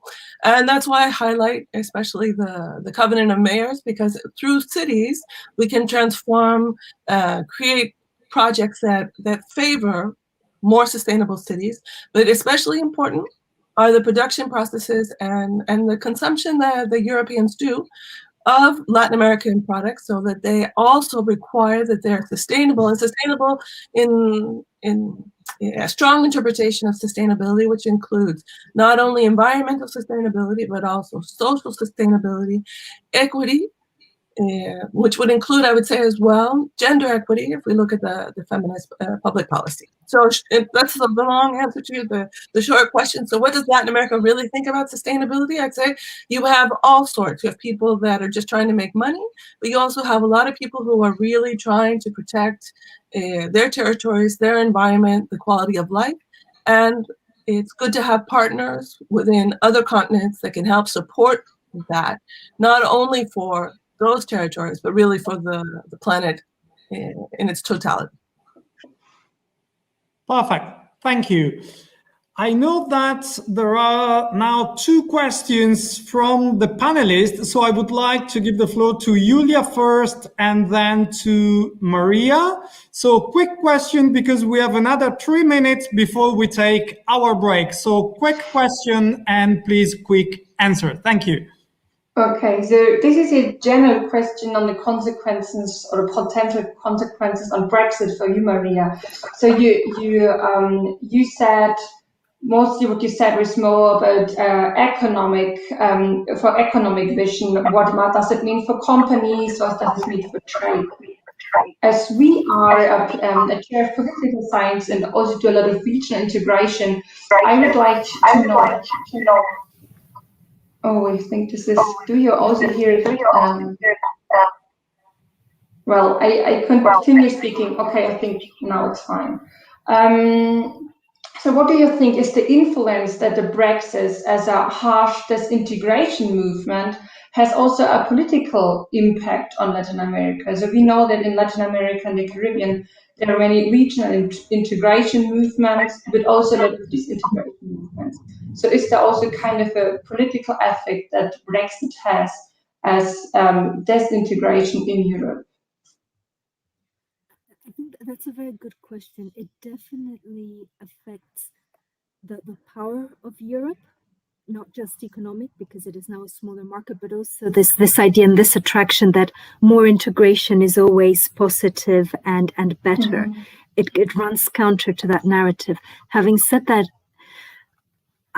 I mean, to date, we don't have an entity in Latin America or elsewhere that is comparable to the European Union's single market. So I think we're talking about quite different things. But Brexit is a cautionary tale. I mean, it's now intermixed with COVID. So I think it's a bit difficult. But I live in the UK and I can tell you about the inflation. And it's not just COVID inflation. It's been very noticeable in the last few months. So there is a cost to this, and that cost might serve as a cautionary tale for others. I think the longer term impact will be a weaker EU and a weaker UK in the international arena. And that has to also send signals to other countries about some of the positives of coming together in a larger world. But we won't see that for quite a while, I don't think. And if I may, just very quickly, my question to Jeanne was, you presented some very interesting examples, and it sounded very much like, the EU or EU mayors had these ideas, but I was wondering, what have the Latin Americans brought to the table, and is there evidence of learning processes the other way, so from Latin America to the EU? Thank you. No, very, very interesting question. And one of the things that I always highlight about the European Union is that they set up these platforms, right? These virtual platforms that facilitate this communication. In Chile, they're beginning to work on that. But for example, in Chile and most Latin American countries, the local level has a harder time connecting, but at the same time, they also have greater interests. And so what do they bring to the table? I would say that's a really good question. I think it's like kind of like the center part of what I would say. It has to do with Latin America and Europe in general. Who I would say it has to do with kind of motivating the European cities to really value what they're doing a lot of times, because essentially for a lot of Latin American countries, or I'll talk about cities in some ways, because that's one of the projects I worked on with Sweden. And so when from small cities in Chile, when you can look and see what's going on within, for example, Sweden, but at the same time that they have different kinds of challenges, and that it's not really valued as much in Europe because it's kind of there in some ways, that for Latin American cities, when we look at that and we see how things work, it also, this energy or the importance of these changes that are being made at the city level, well, how important it is what they're actually doing. Because it may seem kind of mundane in Europe, but in Latin America, it makes a big difference. And so we can see kind of these differences. Also, I would hope that people begin to understand how you set up these global value chains in some ways. And so that what we eat in Europe has an effect on water or on consumption in Latin America. And so really what you hope is that there's a more global vision, and ideally we begin to transform this relation that a lot of times is very unequal in some ways, where Latin America is receiving and not necessarily cooperating. I would say in the last few years, especially, you can see a more equal relationship being developed. And then finally, especially just thinking in Brazil, there are a lot of democratic innovations that have taken place in Latin America. For example, in many of the cities in Brazil for a long time, the participatory budgeting and this kind of more larger connection in some ways to with the citizens and democracy to kind of add more energy to democracy, although that's been challenged in Brazil, obviously, with the actual government. And I'm not sure if that really answered completely what you were asking, but a very interesting question. Thank you. Thank you very much for this exchange. I'm afraid time is up, but we have one more very interesting question from Helen, which is related to the influence of the corona crisis in influencing somehow bilateral or bi-regional relations, EU, UK, and Latin America and the Caribbean. So Helen, if you agree, I will keep your question for the second session. I'll promise to address this question as a first question for the second set of panelists, but also I'll take advantage of your assistance actually to promote another event that we will host tomorrow at 3 p.m. European time, 9 a.m. Chilean time, exactly on the impact of COVID upon international relations in the framework of another Jean Monnet project. So Helen and all the others who have an interest, please stay with us. We now take a 10-minute break, just a 10-minute break, and we promptly reconvene at 4 p.m.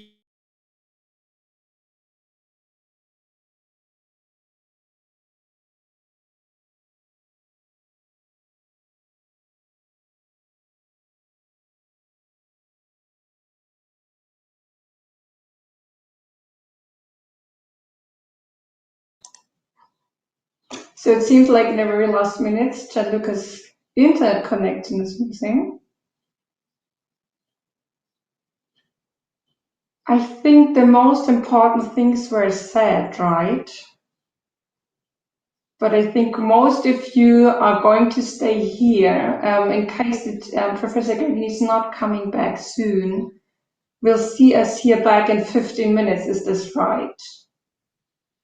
Okay. So for everybody who really needs a break, who really wants to grab a glass, yeah, now he's finally gone, can now go into the break. We'll be back here in 15 minutes with the next panelist, which will be, let's see, who's going to be last? It's Beatriz Hernández, right? Elena Lazarou, Gian Luca by himself. So really looking forward to see you back in 15 minutes. Okay. And thank you also for your questions and for your attendance.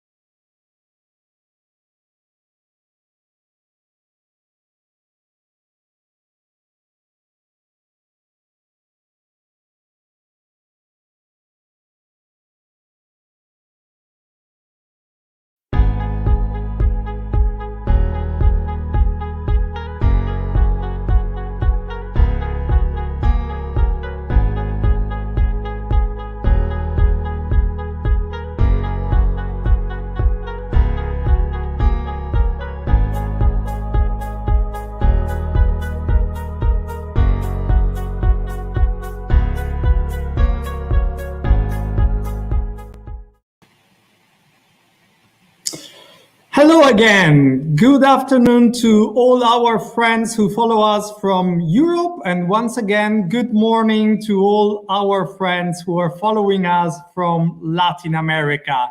And hello to all of those who follow us from other parts of the world, who are, of course, the most welcome too. So this is the second part of this event. We have another 4 panelists. I hope that we are all ready. Thank you very much to our audience to follow us so proactively and for being so participatory in the first part of the event. In this second part, we have more interesting topic to share with you. We will begin with Professor Beatriz Larraín of the University of Concepción in Chile, who will speak about justice, human rights, and the role of international courts in the relationship between the European Union and Latin America and the Caribbean. Then we will return on trade issues with Professor Beatriz Hernández of Diego Portales University in Santiago de Chile. Welcome, Beatriz, who will talk about a new generations of trade agreements. And then I will conduct a short and I hope quite provocative and optimistic appraisal of the relationship between Europe and Latin America. And then we will conclude this session with Professor Elena Lazarou, who is professor at the Getúlio Vargas Foundation in Rio de Janeiro, Brazil, although she's now seconded in Brussels, working for the European Parliament. I would like, before we continue our discussion, to extend the most warm thank you to our technical team, and in particular to our 2 directors of the program, Andrés Coe and Francisco Riquelme. Francisco, Andrés, thank you very much for assisting us with the direction of the program. Great job. So we're now ready, and I can give the floor to Beatriz Larraín for her presentation. Beatriz, the floor is yours. Thank you, Gian Luca. Good morning to everybody in Chile. Good afternoon to everybody in Germany. Thank you, everybody, for being here. In Concepción, at least, it's a very cold and rainy morning, so thank you to everyone who got up to listen to our talks on Europe and Latin America. I'm going to look at this topic from a different angle. Let me tell you, first of all, for those of you who don't know me, I am a lawyer. And I am a professor of law at the University of Concepción in Chile. And I specialize in courts, specifically the political power of judges in our world. And how I'm going to approach this is by looking at what some have called transnational judicial dialogues. I think it was Maria in her earlier talk. She spoke of interregional dialogues, but this will look at interregional dialogues from a different perspective, from the perspective of courts. Okay? And specifically, the dialogues in the case of the Inter-American Court of Human Rights, which is a Latin American court, and its European counterpart, which is the European Court of Human Rights. An element that defines the last decades in the political sphere is the tremendous power that judges have gained. And this has been at the expense of conventional political powers. The judge, as the idea of this neutral servant of Congress who has the real political power, is no longer an adequate description of what judges are or what judges do. Reality has shown us different phenomena that have occurred over the past decades. One of these phenomena is judicial activism, whereby judges go beyond the text or the letter of the law in order to protect the rights of individuals. And this is important because, in theory at least, the judge is only supposed to adjudicate or decide cases based on the letter of the law and not go outside of that, because it is going outside the scope of what Congress decided or mandated. The judicialization of politics, for example, is another interesting phenomena within the scope of judges' political powers, which means expanding the power of judges at the expense of traditional political powers. And by traditional political powers, I mean Congress and the executive. And by virtue of this judicialization of politics, judges not only decide all kinds of social, economic, human rights issues, but judges are also active creators of public policy. No modern study of public policy can go without the judicial dimension now, because we have governments that create public policies, but we have immediate challenges to governmental public policies which take place in the judicial arena. If we think, for example, of the power of courts in Europe, the European Court of Justice, for example, so remember that when the UK was deciding whether it should exit the European Union, one of the issues that was put forward to the public was this idea of taking back power. Power that this transnational court, the European Court of Justice, had taken away from the United Kingdom. So let's take back our powers. We don't want to be under the rule of the European Court of Justice anymore. This was a political campaign, right, based on the powers of an organ which is not even supposed to be a political organ. So what's going on with this? Let's think about Poland, for example. Some of the most brutal attacks on the rule of law that have occurred during the past few years have been aimed precisely at judges. Why? Because judges are now important political actors in all the public sphere. And as we were talking about at the beginning, there's within the expansion of the power of judges, there is a distinct phenomenon that has been identified with the term judicial dialogues. What is a judicial dialogue? It's a way of signaling a phenomena by which judges borrow from each other's case law, bringing foreign decisions to the domestic decision-making process. In other words, I am trying to decide a case, I don't know, in Chile, but to decide the case, I will bring into my decision a decision made by a foreign judge. Some may say, well, you know, this is normal dialogue, right? International dialogue. It is normal in a way, but it's not normal for a judge to do that. Why? Because a judge is usually forced to apply national law. Right? Or even if we talk about a judge in a certain continent, it's supposed to apply the law of that continent, not the law of another country or of another continent. So this is why this phenomena is special in a way, and not something that we would have seen 40 or 50 years ago, or not even 30 years ago. Well, as judges' powers grow, of course, so does the scope of the problems that they face. And there are certain problems that are so grave that they can only be solved on a global scale.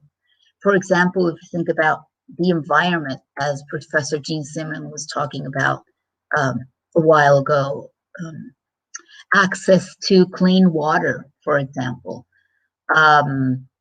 justice for activists, war crimes, for example. Some have even talked about judicial globalization. I don't know if you remember Anne-Marie Slaughter. Anne-Marie Slaughter was an important person in the Bill Clinton administration in the United States. She is a student of judicial dialogues, and she talks about judicial globalization. And one of the ways that we can, through judicial globalization and judicial international dialogues, that we can observe the presence of Europe in Latin America is precisely through the influences that European courts exercise over Latin American courts, precisely through the way that Latin American courts decide by using arguments given by another court. Specifically, in the case of the Inter-American Court of Human Rights, it is the European Court of Human Rights, the obvious choice, as the European Court of Human Rights has become some kind of world court of human rights, right? A reference for all countries, even for those who are not subject directly to its authority. I want to briefly look at how these dialogues have occurred, in what number they've occurred, and exactly what types of issues the Inter-American Court of Human Rights has been taking or borrowing from the European Court of Human Rights and bringing, right, to this interregional judicial dialogues. If we look at this from a quantitative perspective, between the years 1987 and 2012, in general and on average, 59% of all decisions made by the Inter-American Court of Human Rights were decided taking the case law or referring the case law of the European Court of Human Rights. That means more than half, 6 out of every 10 decisions of the Inter-American Court were based on human rights decisions made by the European Court of Human Rights. There are even years such as 2003, for example, or 2001, where there was a peak of referrals. In 2003, for example, 86%, that means practically 9 out of 10 decisions, 75% in 2001. So there's a lot of dialogue, right? A lot of interregional dialogue occurring where the Inter-American Court of Human Rights brings the decisions of the European Court of Human Rights. If we look at this qualitatively now, what is it exactly that the Inter-American Court is talking to the European Court about? A breakdown of the categories of issues. For example, the biggest category is human life at 30%. Means that 30% of these dialogues occur in cases where the right to life is involved. And when we speak of the right to life, I mean, for example, human life, physical and psychological integrity, the most basic protection of human life, the obligations of states with regards to human life, dialogues which refer to the concept of forced disappearances, torture, inhuman and degrading treatment, emotional harm, threat of torture, the death penalty, the prohibition of torture, the obligation of the state to guarantee the detainee's rights, obligation of the state to investigate death at the hand of state agents or private individuals, obligations of the state to maintain public safety policies to protect individuals from violence, obligations of the state to regulate use of firearms, etc., etc. Other types of obligations in a lesser number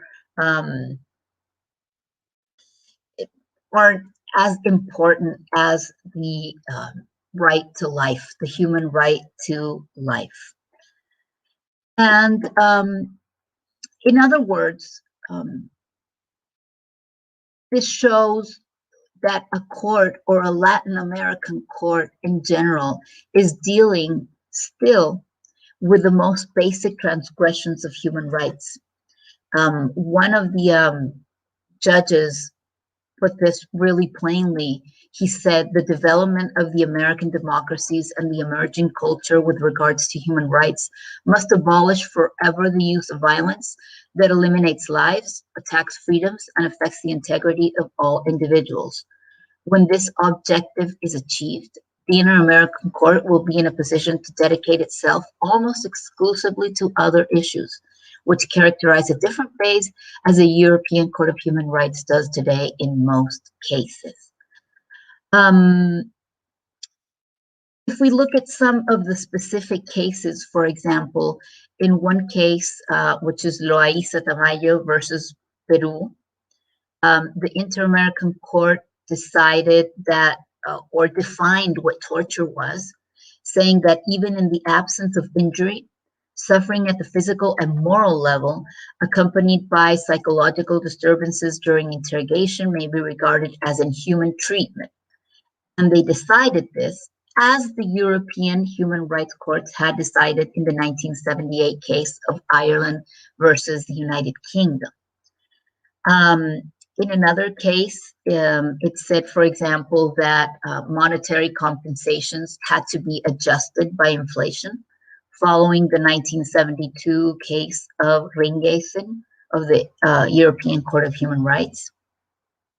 In another case, Caesar versus Trinidad and Tobago, the Inter-American Court decided that the very nature of judicial corporal punishment is that it involves one human being inflicting physical violence on another human being.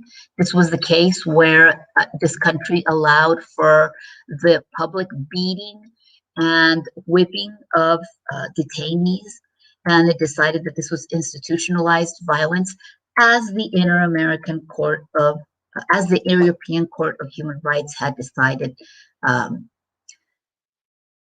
in previous years. Therefore, there's a large scope of cases where the Inter-American Court is deciding based on what the European Court of Human Rights is also deciding. Now, there's an interesting trend which is still just budding. It's not there yet. I don't even know if we can call it a trend, but the European Court of Human Rights has now started talking back to the Inter-American Court of Human Rights. In other words, it has started taking from the Inter-American Court's case law and bringing it to Europe, right, in issues such as what Latin Americans called forced disappearances, which is basically state kidnapping and killing, where tortures where they can't find the body, and other such types of issues. So we now have some kind of dialogue going on between these international courts. The question, right, that begs to be answered now is what has happened since 2012, because these numbers, the data, the quantitative data I've showed you, was basically from the year 1978 to 2012. What has happened in the last decade? We're not sure. We don't know what has happened. What will happen with COVID? Will COVID change the way courts are dialoguing? Will it change this interregional judicial globalization? We still don't know. I think the chances are we will have more judicialization, more interregional dialogues as, again, we face these global problems. COVID is a global problem. The environment are global problems. So I think the stage is set for even more transnational cooperation or transnational dialogues. Thank you.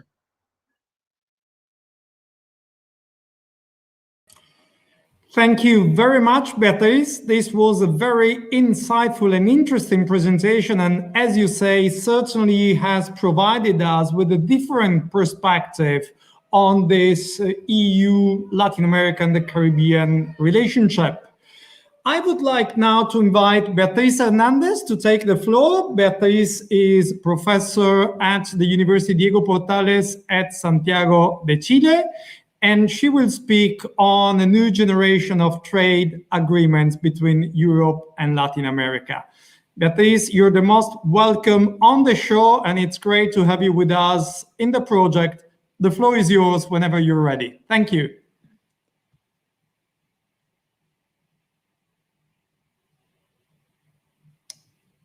Is Beatriz there?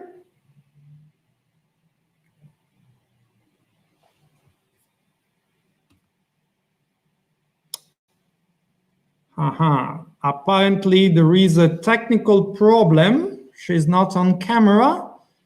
So let's see if we can resolve that. A second, I ask our director of programs, Francisco, do you think we can resolve this, or she's not in?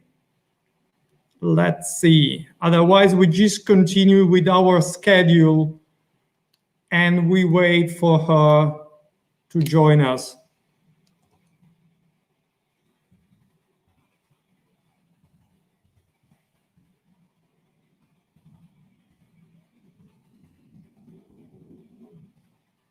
Okay, so apparently we're unable to connect with Beatriz at this point in time. So if that is fine with Elena Lazarou, I would like to give the floor to her. Elena is professor at the Getúlio Vargas Foundation at Rio de Janeiro in Brazil, and she will speak about Brazil-EU relations. Elena, it's a pleasure to have you on board, both in the project and in the live event today. The floor is yours, and we very much look forward to listening to your presentation. Thank you. Thank you, Gian Luca. I hope you can all hear me. Good morning and good afternoon, depending on where you're logging in from. It's a pleasure to be here, as well as the other speakers. And may I also say that it's a pleasure to participate in this project, as it looks at relations between the EU and Latin America from both sides. And as Gian Luca has kindly mentioned, I'm assistant professor of international relations at the Getúlio Vargas Foundation, but I'm currently on a long leave working on the other side of the Atlantic in Brussels. So for me, looking at this project from both sides is particularly interesting. Now, I was given the broad title of EU-Brazil relations for a 15-minute presentation, which of course is very difficult to do. So what I wanted to bring in today is discuss a bit, indeed, EU-Brazil relations, discuss them in the historical perspective, discuss them in the institutional perspective, and discuss them in the current perspective. So a couple of issues that are important to watch here today. But I wanted to do that in a way that make us think and keep in mind and also observe how the relationship between the EU and Brazil to major democratic spaces has evolved during the years and has evolved during the decades, I would say, on the basis of three main baskets of functions and variables. And the first here would be the politics and the global ambitions, so the domestic variables, the domestic identity of each, of Brazil and of the EU, which have led to specific foreign policy positioning during the decades, both in Brazil and in the EU. The second variable, the second basket of variables, I would say, is the trends in international relations. So in a way, I think Brazil and the EU offer themselves, that relationship offers itself for us, the observers, to see what the basic trends in international relations have been during various decades. So as I narrate my presentation, I think I would like to focus, and I'll stop at some points and point that out, that the Brazil-EU relationship has been bilateral, has moved to the interregional, and has become geopolitical, depending on the state of play in international relations and in global trends during the years. And the third and important topic is geopolitics. And in that, I would try to bring in some thoughts about issues that are currently on the EU-Brazil agenda. Quite interestingly, one being the EU-Mercosur trade agreement and its ratification, the second being the potential for cooperation between the EU and Brazil in multilateral issues and the new multilateral agenda, and the third being the issue of democracy and what Brazil and the EU represent in terms of the world in the way it is systemically forming today and geopolitically forming with the rise of China and other geopolitics. But first, to go back a step and discuss the history of the engagement between the EU and Brazil, which actually is one of the most long-standing relationships, diplomatic relations between the EU, at the time the European Economic Community, and a third country, Brazil, as the relations were formalized back in the 1960s. So they go back quite some time. And Brazil was obviously always an area of interest, as it is a country which represents not only a huge market, but it represents a big force in the international environment, not only in its area, its population, which has now grown to be about 212 million. So today Brazil is about a population of half the population of the EU, but approximately twice the size in territory. Brazil is Latin America's largest and most populated country. Today, it is the biggest democracy in the region and still one of the freest countries in the region. So it is quite an interesting country for the EU to engage in today. And also its federal structure also bears some parallels with the EU. Now, as I said, the relationship started many years ago. It started in the 1960s. Diplomatic relations were formalized. And for nearly 3 decades, I would say, the dialogue was not as deeply explored, as 2 factors played a role here. One is that the European Union was not in itself, it was still in the process of forming its foreign policy identity. And at the same time, Brazilian actors were hesitant towards that European integration process, as they perceived it in many ways as a protectionist project. And that had to do a lot with the common agriculture policy, but also it had to do with internal political developments in Brazil, which affected Brazilian foreign policy, the military regime, the economic instability. So that for several decades prevented the development of institutional relations and prioritized Brazil's relations with specific European states, which were EU member states. And there we also see a legacy which has left Brazil often looking at the capitals of EU member states rather than at Brussels, as that's always a work in progress. What really reinforced the relationship was the entry into force of the Treaty of Maastricht, the adoption of the single currency later on. Anything that made the EU be reinforced as a successful regional project and a global soft normative power really played into the power of attraction of the EU for Brazil to engage with. This also coincided with the time of democratization of Brazil and its establishment as a democracy.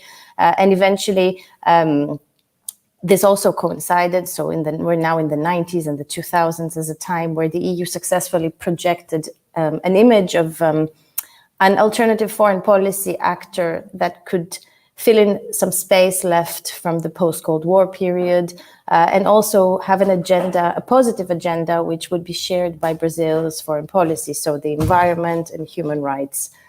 So following that decades, the 90s, relations with Latin America were strengthened in general from the part of the EU. And as part of that, relations with Brazil were also strengthened.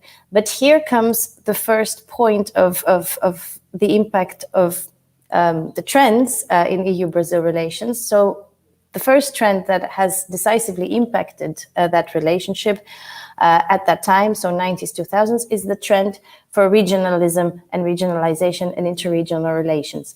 And what we see in the 90s and the 2000s is that the EU privileges blocs in South America and in Latin America. In South America, it privileges the relationship with Mercosur, the common market of the South, and from its part, those Latin America and its states, including Brazil, look at the EU as a model for regional integration.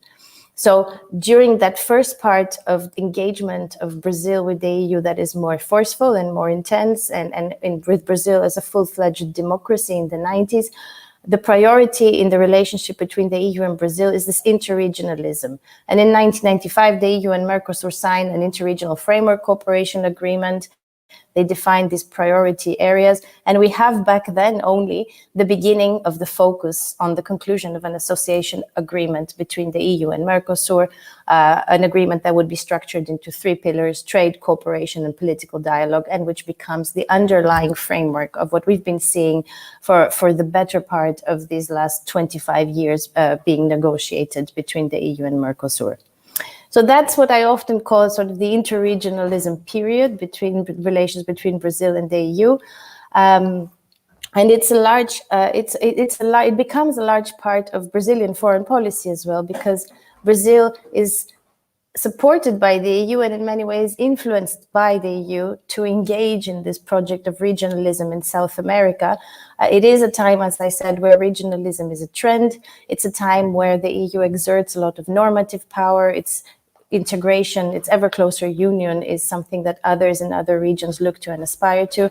And we have that paradigm pretty much until 2004, where due to economic crises in Argentina and Brazil and to various issues domestically on the European side as well, we have EU-Mercosur trade talks stalled, to only be resumed later on at the end of that decade, and eventually to only be agreed on in 2019.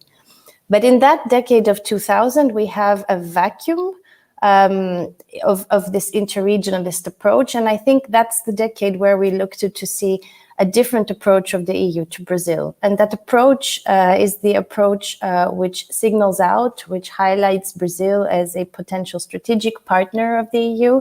It is also a time when the EU itself is focusing a lot on the development of its foreign policy on the basis of strategic objectives. Let's not forget that that is the decade when in 2003 we have the first European security strategy, which highlights the importance of multilateralism and of engaging with strategic partners, those partners being partners in various areas, but predominantly, although not absolutely, democracies. So under that framework of the EU pushing forward with its common foreign and security policy and developing it, pushing forward its agenda to become more strategic in its international relations, including by promoting multilateralism.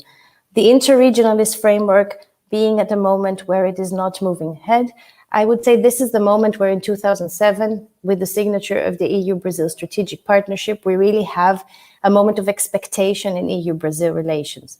Of course, it's important to also remember that this is a time when Brazil, by 2007, is also pursuing its own strategic foreign policy under President Lula, Luiz Inácio da Silva, where we have a moment of Brazil's economy profiting from the global commodities boom, and that in itself leading to Brazil adopting a foreign policy which is diversified, which is focusing slightly more on becoming an actor of promotion of the global South and of engaging in coalitions with similar, I would say, actors, which are big democracies like the South Africa and India in the promotion of more inclusion of their voices in multilateralism. But at the same time, as Brazil asserts itself in the international stage, it becomes more relevant as a strategic partner for the EU.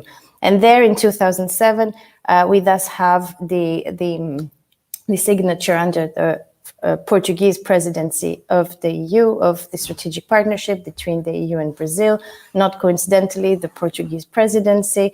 And that, in a way, although the strategic partnership has been an issue of a lot of academic discussion with regard to the degree of its obligatory or symbolic nature, but at that time, indeed, the strategic partnership commits, even though symbolically, but still also practically through action plans, the EU and Brazil, to deepening relations on issues of global relevance, on climate change, sustainable development, security, energy, renewables, the fight against poverty, also regional integration and stability, science, technology, multilateralism, triangular cooperation with African countries, and also to cooperate on issues related to trade. The strategic partnership is an interesting moment because also it has, in many ways, in spite of crisis, which I will refer to in a moment, also defined the agenda for the EU and Brazil to engage in. It has also been the birthplace of a number of high-level or other-level dialogues between the EU and Brazil. So in many ways, even if today we have had many more moments of ups and downs in the EU-Brazil relations, I would say that we still can look back to this strategic partnership to at least look at what in principle constitutes at the core like-mindedness between the EU and Brazil, notwithstanding waves of populism and different moves of political regimes that have come afterwards. But this commitment to the UN, to the global, to the Sustainable Development Goals, to a climate agenda, to a fight against poverty agenda. I would even add to that health, which at the time didn't receive a lot of attention, but now, of course, in the context of COVID does. So we really have in the strategic partnership, which we today, academics, we tend to say, well, actually it's in limbo, but we do have there the core of what is the like-mindedness between the EU and Brazil, where that relationship can be restored, rebuilt. So the strategic partnership is signed in 2007. At that moment, the EU is looking to Brazil not only as a big democracy, but also as a potential power in the region that can bring together more than just its neighbors, but the whole South American or Latin American region in an engagement with the EU in politics and trade, but also in the promotion of a global agenda. And I think that moment is really where the dynamic for the reinvigoration of the Mercosur-EU trade negotiation starts to rebuild. But of course, that is followed directly by the global economic crisis in the EU, and the turn again of the EU looking internally to fight this crisis and the numerous crises that follow. But 2007, the strategic partnership is again a moment that confirms that the EU-Brazil relationship is consistent with global trends in the way that middle powermanship, strategic partners, and the EU's build-up of a foreign policy agenda which involves partnerships is mirrored.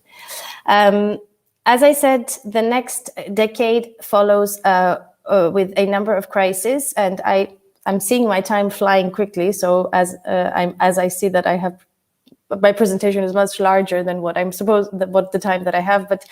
But let me say that we move into a decade full of crises on both sides. The EU has to face the economic crisis, the migration crisis, the Brexit crisis, and a number of crises to do with the emergence of different anti-establishment political movements, things we all see in the different manifestations today. And at the same time, Brazil becomes gradually engaged in a series of crises itself, beginning with the social unrest that begins in the early 2010s, these scandals that are revealed regarding the Partido de Trabalhadores, but also other members of established political parties, impeachment of Dilma Rousseff, a number of successive governments taking power. So it's a turbulent time, and as we know, in turbulent times, it is quite likely that foreign policy becomes a number two compared to domestic policy. And in many ways, for many of us who research EU-Brazil relations, the multiple crises of these 2010, 2015 times explain why we have something like a limbo in EU-Brazil relations. But we are now at a time beyond the limbo, and I'll finish with a few points on that. We are at a time where crises in many ways have been overshadowed, the priority now is geopolitics and strategy again. And this is very much the case for the EU, who is pursuing its strategic autonomy, who is pursuing, together with the United States now, the way to contain a rising China with a different systemic model. And at the same time, Brazil is admittedly still engulfed in a big political crisis, as we've seen the rise of an administration that has led Brazil to being characterized less democratic and less free. But at the same time, it is also trying to counter the economic recession of the past year. So it's also pursuing pragmatically to boost its economic situation. And maybe that combination explains why in 2019 we have seen finally the reaching of an agreement in principle, of an agreement between the EU and Mercosur on trade, of course underpinned by the fact that Brazil is the EU's largest trade and economic trade investment partner in the region, and the EU is the second most important trade partner and the biggest, most important investment partner in Brazil. So we've reached an agreement in principle on trade, which, as I said before, is a big part of the content of the relationship. But what has emerged as a result of this EU-Mercosur agreement is a new facet of EU-Brazil relations, where under the current administration, of course, but also under the EU's new approach to foreign policy, which is very based on promoting the external dimension of the European Green Deal, on emphasizing human rights due diligence, labor rights due diligence, sustainability. Suddenly, while we have an agreement in principle, we also have a manifestation through the ratification process of this agreement of the many facets on which Brazil and EU are talking the same language about environment, about human rights, and about sustainability, but not at the same level, and where this trade agreement and its ratification are at the moment looking very unstable and unlikely because of issues such as the necessity for the EU of Brazil to provide this due diligence in those areas: environment, labor rights, and human rights. And obviously, I heard in the panel before that deforestation, biodiversity, and climate have been a big part of the discussion. So I'm happy to go on this in Q&A, the degree to which this EU-Mercosur agreement discussion has created basically a new facet of disagreement of the EU and Brazil on what constitutes standards in these areas. But perhaps I will finish by saying that beyond that, which I hope we will go into in Q&A as I've overrun my time, it remains a part of the EU-Brazil agenda that the two hold the potential together, assuming Brazil's democracy does not further decline, and that actually some parts of the democratic decline under the Bolsonaro administration are corrected. But Brazil continues to be a large democracy. It continues to, in its foreign policy, so not the political part, but the sort of technocratic part, be committed to multilateralism. And in a time when China becomes a systemic rival to the EU and the US, in a time where the EU is looking for credible partners to support multilateralism and to promote more multilateralism in the creation of norms to govern new areas such as artificial intelligence, cyberspace, and biodiversity eventually and beyond. Brazil continues to play a role in these multilateral issues, and for example, cyber cooperation on cyber resilience, on protection of critical infrastructure, responses to cyber attacks continues to be an issue on the EU-Brazil agenda, which we tend to oversee because, of course, the focus is on the environment where the two disagree. But it's important to remember that, for example, the EU and Brazil both agree that international law applies to cyberspace, which is not necessarily something that other actors agree on, and that they are committed to that discussion taking place in the UN. So in spite of the current limbo, I think there is optimism to believe that in the future, and a lot will depend, of course, on the politics and the outcomes of elections, there is space still for Brazil to be a partner of the EU. Thank you. Thank you, Elena, for this very comprehensive overview on Brazil-EU, not only relations, but also the current agenda. And I can see already in the chat that there are a few questions for you on this topic. But now, apparently, we have resolved the technical problem. So we're delighted to welcome Beatriz Hernandez live on the show. Beatriz, you're welcome. Your presentation will be on trade agreements, and especially a new generation of trade agreements between the EU and Latin America, we very much look forward to hearing your presentation. You're the most welcome to the show. Thank you, Gian Luca. Good afternoon, everyone. I would like to share with you a presentation about the trade negotiation between the EU and Chile. Apparently, I cannot share it, or I don't know how. Let's see, StreamYard.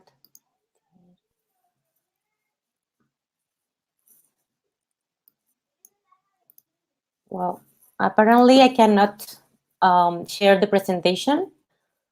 So I will send it to you if you want it through Gian Luca Gardini.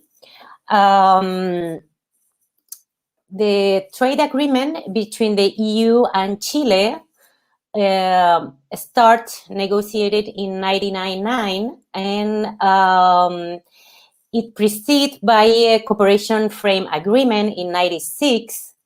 This frame agreement allow the Chilean government and the Chilean custom to train and prepare for liberalization and trade with the European Union. And it also has a bilateral cooperation towards the strength of small and medium enterprises, the statistics, and also the state reform. So Chile was the second country in Latin America after Mexico to have a trade agreement with the European Union, finally signed in 2002. Besides the small market size of Chile, Chile was an important country because it has a political stability, a trust, and in a strong regulation and market liberalization. They, a difference with other countries like Brazil and Argentina, they have a business that is strong, with a strong support to liberalization, and they also didn't have, they have weak unions. So that helped to have this association agreement. From the EU side, it was an important agreement because Chile was already had already signed FTA's agreement with Canada and United States, so they didn't want to lag behind. If we see the benefits of this trade agreement in terms of growth and development, this trade opens made Chile today more open than other BRICS countries, even Japan or United States or France or United Kingdom in terms of liberalization. Chile has 26 trade agreements and is already negotiating a Trans-Pacific Agreement, the PPT, and they have an annual growth of GDP of 5%.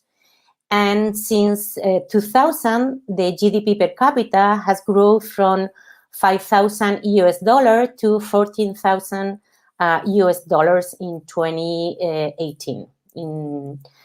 So we see that Chile benefits from free trade agreements, including the EU trade agreements, but only 7% of their exports are on high technologies.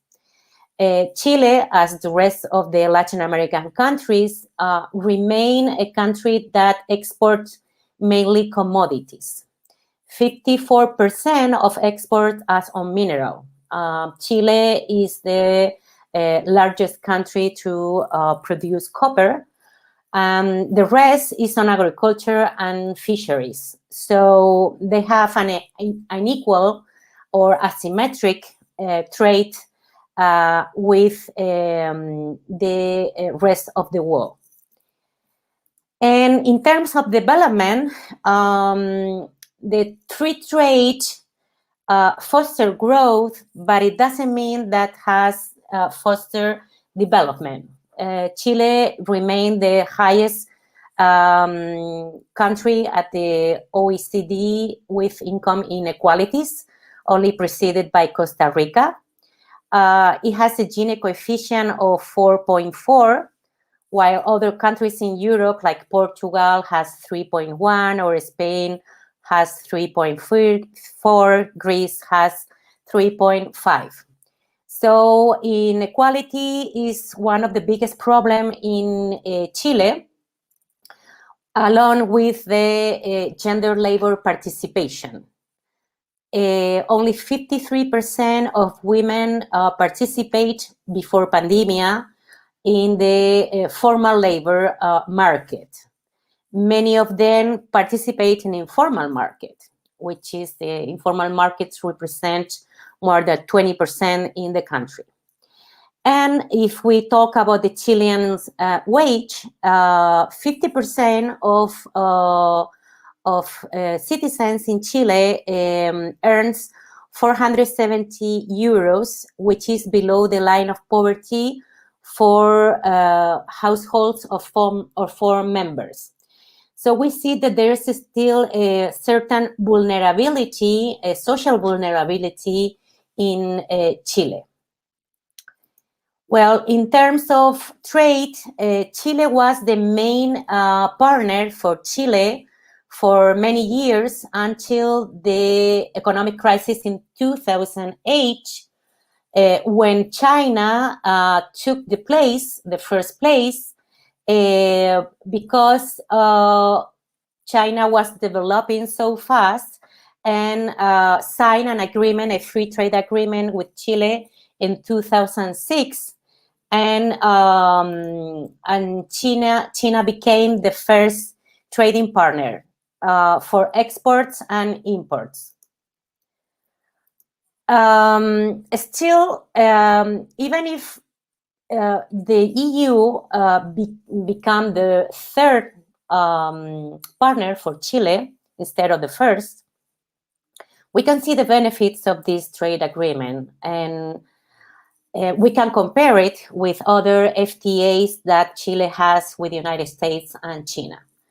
One of the main trade benefits for Chile is the export diversification of products.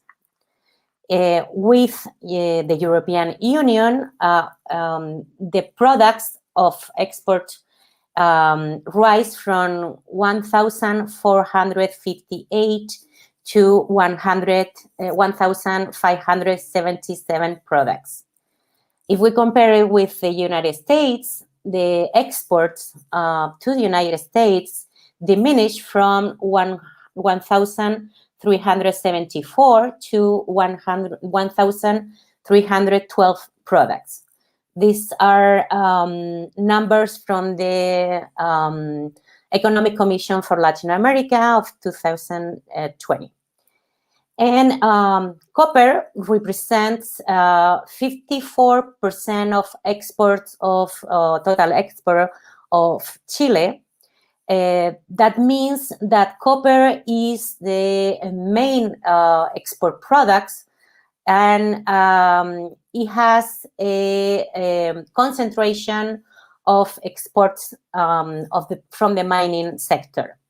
But for the association agreement with the European Union, this number changed in 18 years. So from 54% of export from copper now has diminished to 35% of the concentration of copper, which is a very good sign. If we compare it with the Chilean FTA with China, 80% of exports are mining products, and it concentrates only on 473% of products. What is the problem with that huge concentration and a small limited size of products that are exported? It means that benefits to multinational mining companies and not medium and small enterprises. So the benefits of the FTA with China are very small for the citizens of Chile.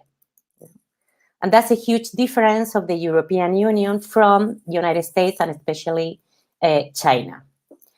Since 2016, the Chilean government proposed the European Union to modernize the association agreement, and it's been taking a very long time to sign the agreement. If we compare with Mexico, which negotiated and signed very fast, Chile has a lot of problems that we are going to see now. Well, first of all, I would like to stress the change or shift of the EU strategy, the trade strategy in 2015. In 2015, the European Union realized that the benefits of trade with third countries was not reaching everyone, all the citizens, and they have a new strategy named Trade for All. Yeah. With this new focus on this strategy is concentrated more on development. So for the first time, is combining trade with development. And the negotiations that are on course with Chile, the European Union decided to include a chapter for small and medium enterprises, which are in general the most affected by liberalization. So if we see and analyze the agreement with the European Union, it has a huge difference with China and United States because, well, today in Chile, small and medium enterprises only represent 20% of the total enterprises. Most of them are, 80% are micro enterprises, very small enterprises. And only 1% are big enterprises. And the big enterprises export 90% of the total export. So small and medium enterprises today only export 2.6% of the total exports. The difference with the European Union is that when we analyze the participation of these small and medium enterprises, we see that they represent 40% of the total exports. So we see that this trade agreement has a huge benefit for these small and medium enterprises that creates a lot of direct and indirect employments. And the European Union also focus on fair trade for small traders and artisan women. The Chilean government has the initiative to include a new chapter on gender. And this was an initiative following the modernization agreement with Canada and the Chilean agreement with Uruguay.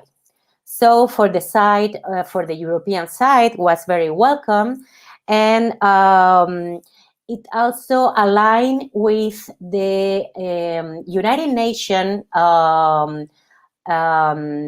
trade focus on gender.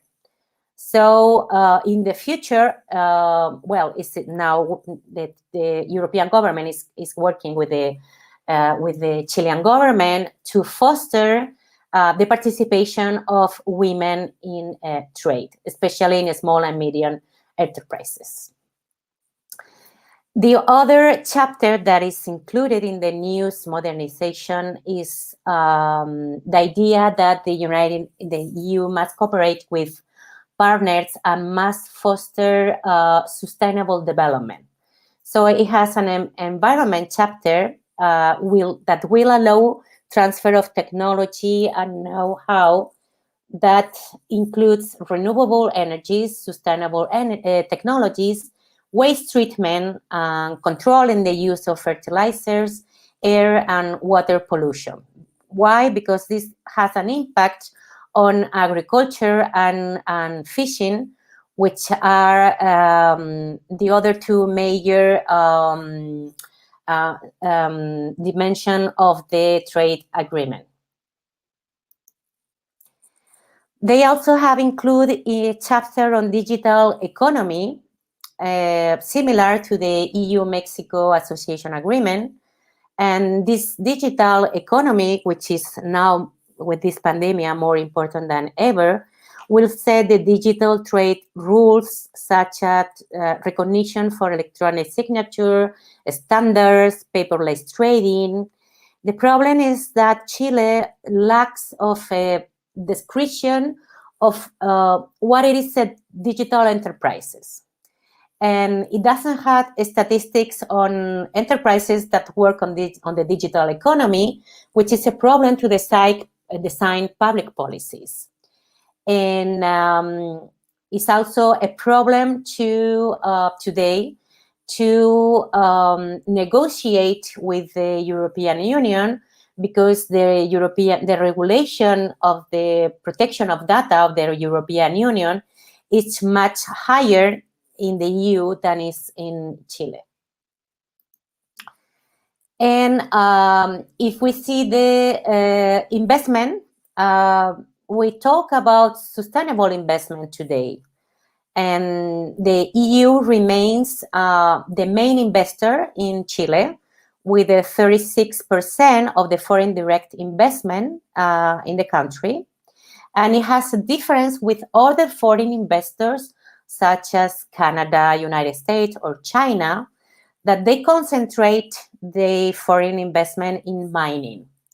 For the EU, they concentrate this foreign direct investment in services such as banking, telecommunications, and water and energy. And the European Union, during this pandemic, has increased its investment, and the new investment, 63% of the EU new investment, are concentrated in renewable energies. Yeah? This investment, they will foster and create green employment. The Agency for Investment in Chile has made an estimation of 2,400 job creation for this future present and future investment in renewables. Most of the renewable energies in Chile are coming from European investors. Today, if we see the energy matrix in Chile, more than 20% of the energy in Chile is now made from renewable energies. What are the problems of the trade negotiation? Well, we can see that Chile, as the rest of the Latin American countries, has structural problems. Yeah, structural problems of the number of enterprises that participate in trades. Like the biggest enterprises concentrate most of the exports, and Chile has a problem also of wages and inequality. But the obstacle of this negotiation of the modernization of the trade association agreement is related to the improvement of tariffs that are not included in the 2002 agreement. There are at least 400 tariff lines, agricultural products, that are not included in the 2002 agreement. That means that at least there's a problem of very few products that are included in the previous agreement.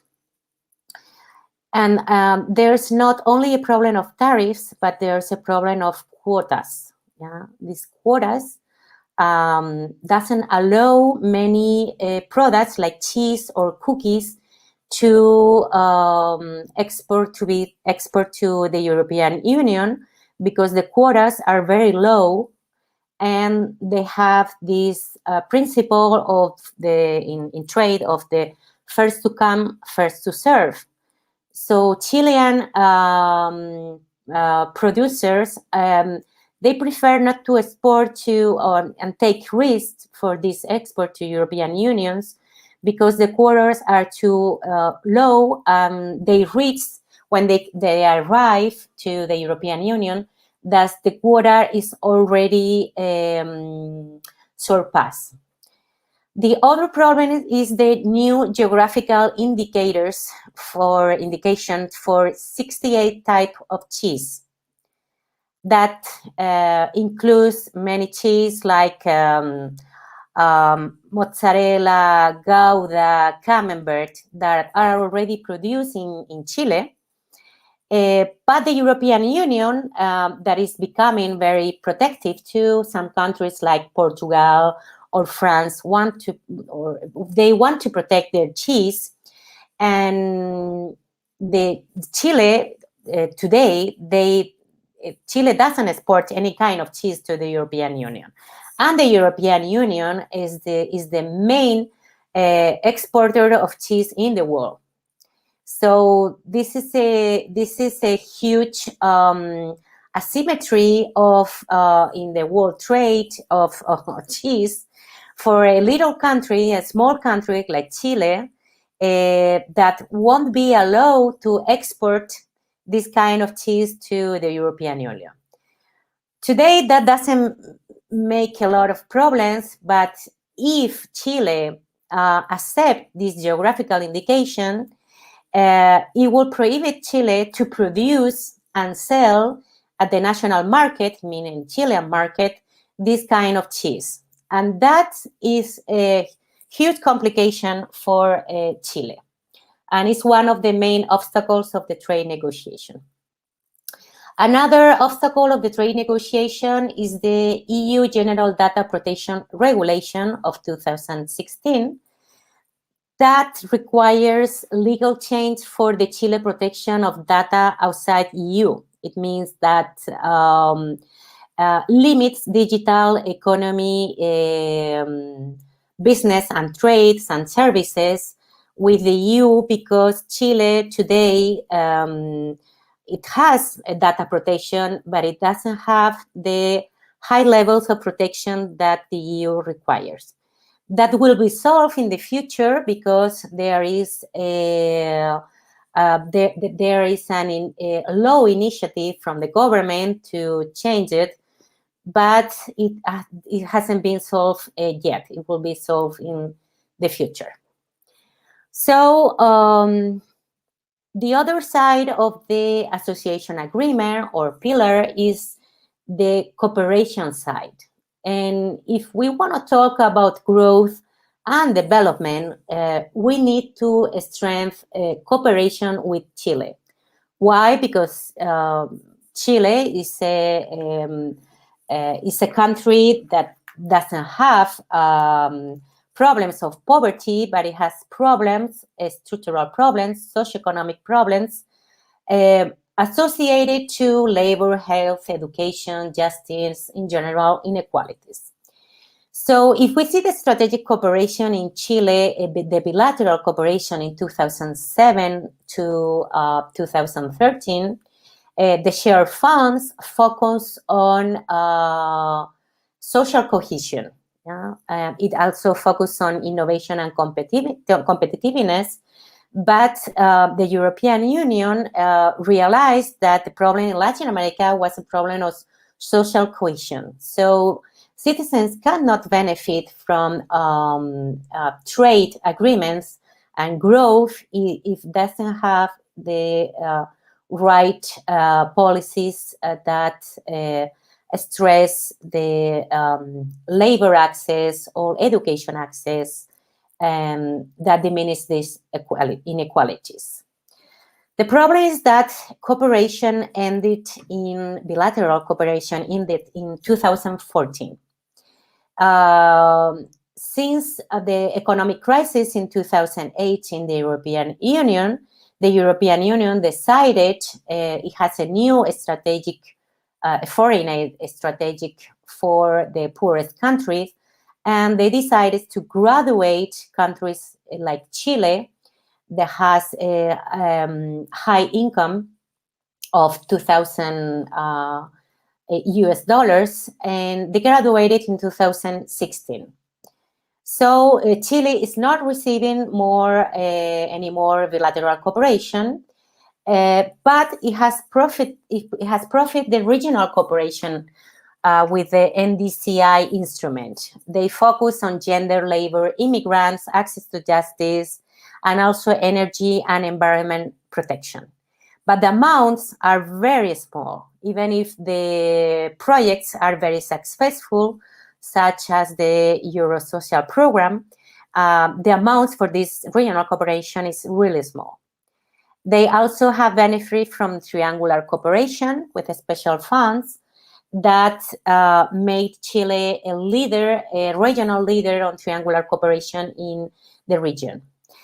And since the graduation, countries like Chile and Uruguay, they negotiated at the DAC, at the OECD, the creation or recognition of that they are countries in development transition. I mean, they have a higher income level of 2,000 GDP per capita, but the real situation is that only 70% of the citizens receive that income. So today, the European Union decided to create a bilateral fund with two pilot projects. One of these is on green hydrogen. Yeah. What is the future of the relationship? There's a strong decision from this government and also Josep Borrell at the Commission and the Council to sign the new agreement with Chile. And we don't know if the obstacles are going to be solved, but the truth is that the pandemic will force us to strengthen bi-regionalism and foreign aid. In the case of Chile, today citizen unrest and demands for social cohesion are getting close to the EU agenda and the key role of programs such as Eurosocial. So the EU values that transfer through cooperation are very important today because citizens in Chile are demanding an improvement on social cohesion. And the second thing is the energy transition for 2050.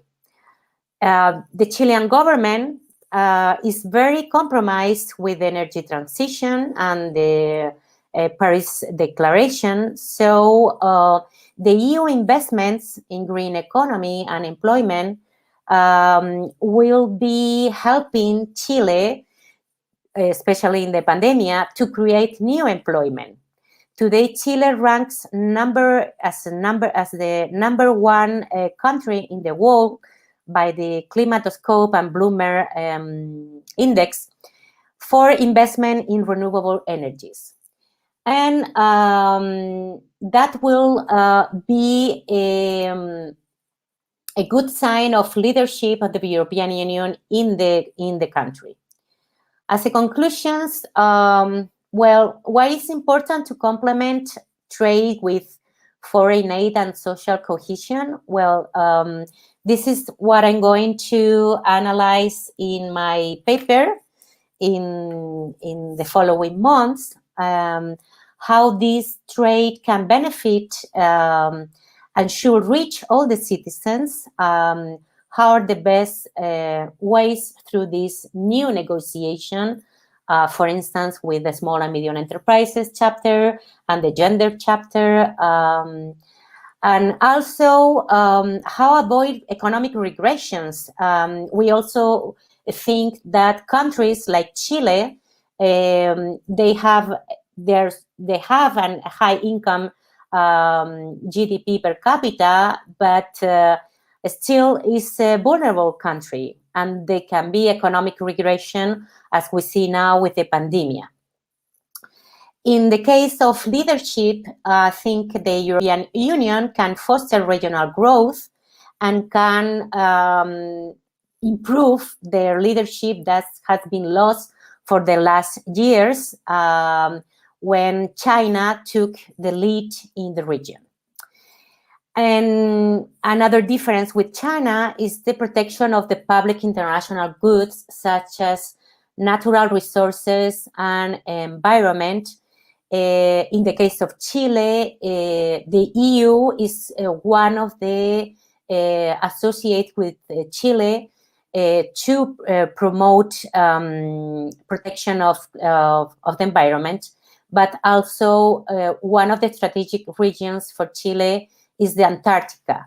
So the recognitions that Antarctica must be protected, the oceans and the land, is not today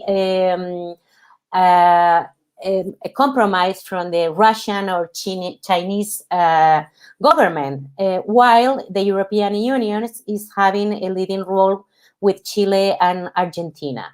So there's many topics in the international agenda that Chile and the EU are agreeing today. There's a disagreement today to work on and make a difference with the other partners that Chile has.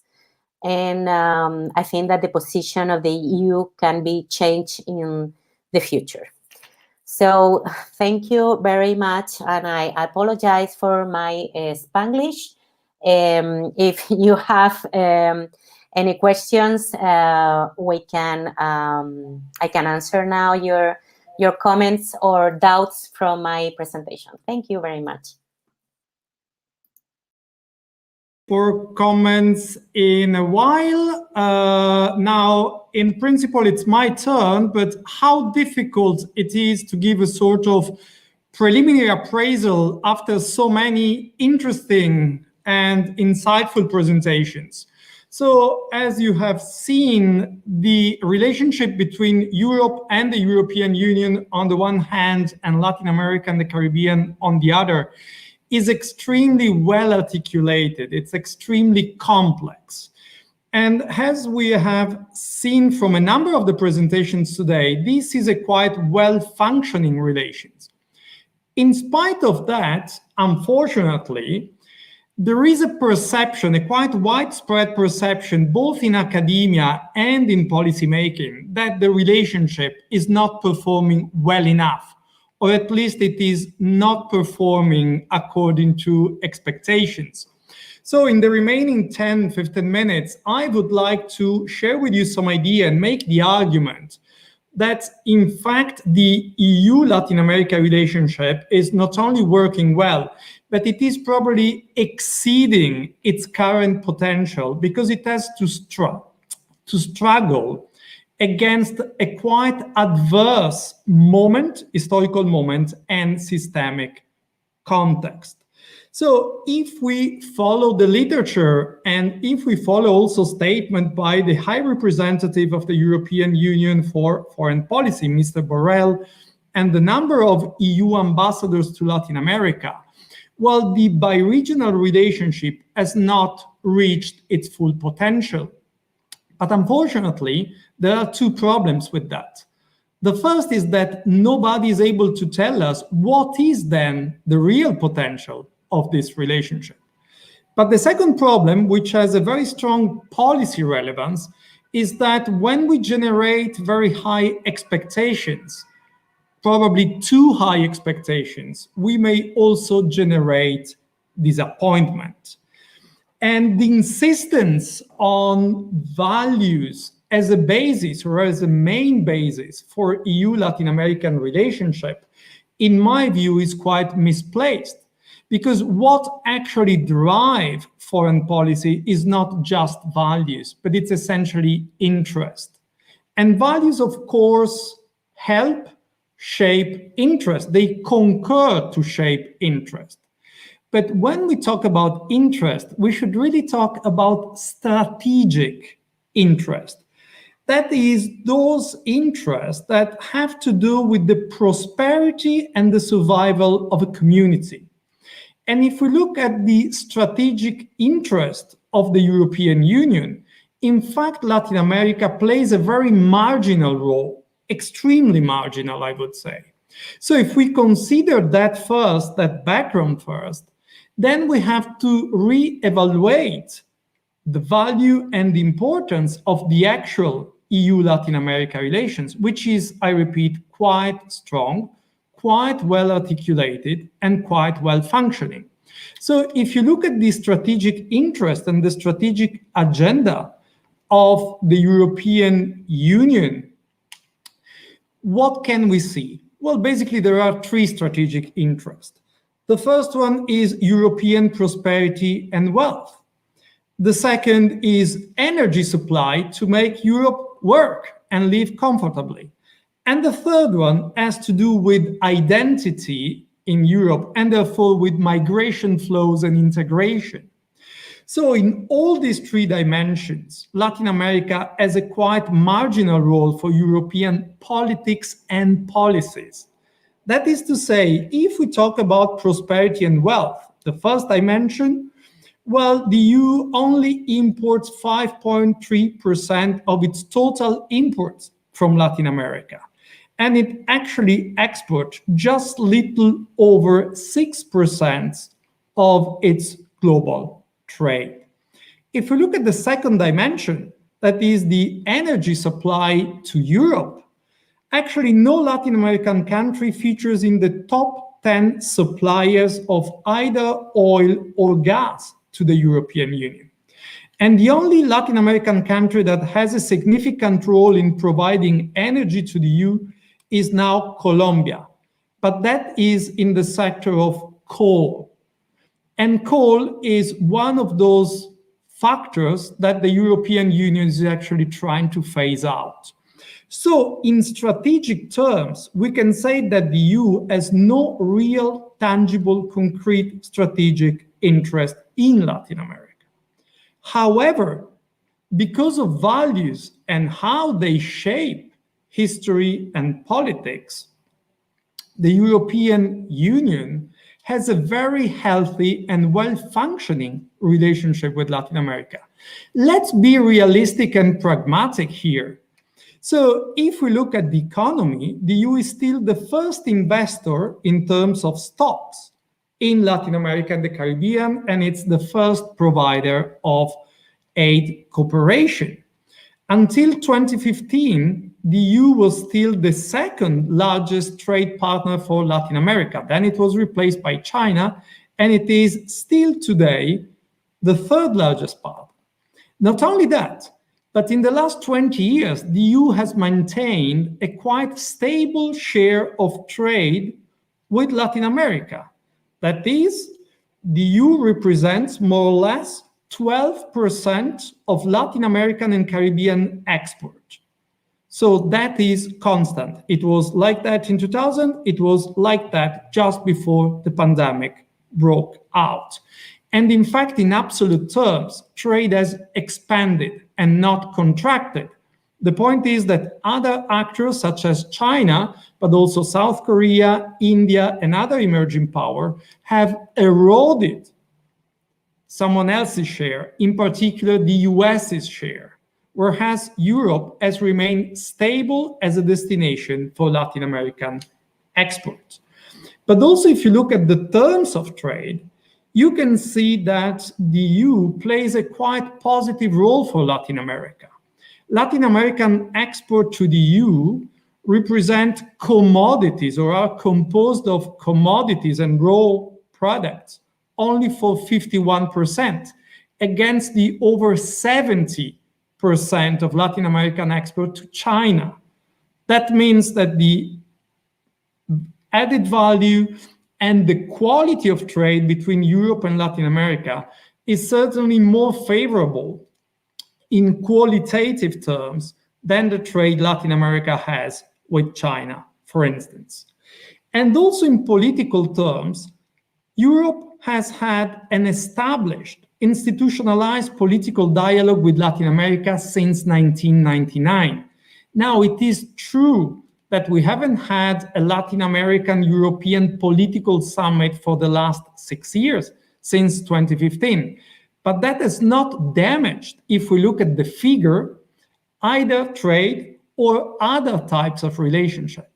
In fact, EU-Latin American relations are as lively and kicking as they have been at any point in time. So if we consider this, I would suggest that we should re-evaluate the presence and the value of the European presence in Latin America. Also because the current systemic scenario presents us with very significant challenges for this bilateral relationship. The pandemic, first of all, has changed priorities everywhere, but still there are possibilities to turn these challenges into opportunities. For instance, the pandemic has shown a huge penetration of China's health, mask, and vaccine diplomacy in Latin America, overshadowing the effort that other actors do. And although here I'm not defending the EU health policy towards Latin America in the last year and a half, it is true that the European Union has mobilized almost 1 billion euro in help for Latin America against the pandemic. And it is also true that the EU is one of the major contributors to the COVAX program to provide vaccine to Latin America and other developing countries. If we look at other systemic aspects, they also provide difficult and challenging context backgrounds for EU-Latin American relations. For instance, this idea that globalization is in transition, it means that value chains, global values chains, are getting shortened. So we are moving from global to regional value chain. That is true for Asia and for Europe. But this also allows new opportunities for European Latin American relationship, because Europe might be able to provide preferential access to its own value chains for Latin American partners. Also, multilateralism appears as an instrument, as an institution in crisis. However, I would suggest that this could be turned into an opportunity too, because in fact, multilateralism can become more functional. Think of global health. We all need more and not less multilateral coordination in the sphere of health. So Latin American-European relations can also be relaunched, for instance, in a new health or global health management and governance opportunity. If we look at the rise of new powers, of course they are eroding the US and the European position in Latin America. But both the US and the European Union can cooperate further and more strongly with Latin America to set good and mutually favorable rules, for instance, to regulate Chinese investments, or to promote other regulatory frameworks, not only in investment, but for instance in energy grids, energy infrastructure. Then the role of the United States. which remains the key partner of Latin America. But Europe has a possibility to coordinate with the new Biden administration and with Latin America to work together on at least 4 major topics. For instance, the new emphasis on democracy and democratic values, the Green Deal, infrastructure and digitalization, and finally, a very important social aspect, the new priority to middle class that is key in the Biden administration and that is turning key in all policy debates here in Europe. And final aspect, 6th aspect of this strategic and systemic context is the supposed weakness and decline of Europe. But I would counter-argue that if there is a strong point in the international system today, it's actually the resilience of Europe. Europe, in spite of all criticism, remains the biggest market of the world. Europe is the first destination and the first source of global investment on the planet. And the EU, in spite of criticism, remains the most open economy on the planet. Around 70% of imports come to Europe free of charge. Now there is a question. Can we do better? Can we do differently in Europe and also in EU-Latin American relations? Of course we can. And believe me, we are at work for this. This project is testimony, is witness to this effort. With this project, we want to promote better, stronger, more equitable and fairer relations between the 2 continents of Latin America and Europe. But the point I would like to leave with all of you before we dive into the discussion and we open debate to the floor is that actually the EU-Latin America relation is not in crisis. We can do better, we can do more, but actually this relation is quite strong if we measure it, if we assess it against a quite challenging systemic context.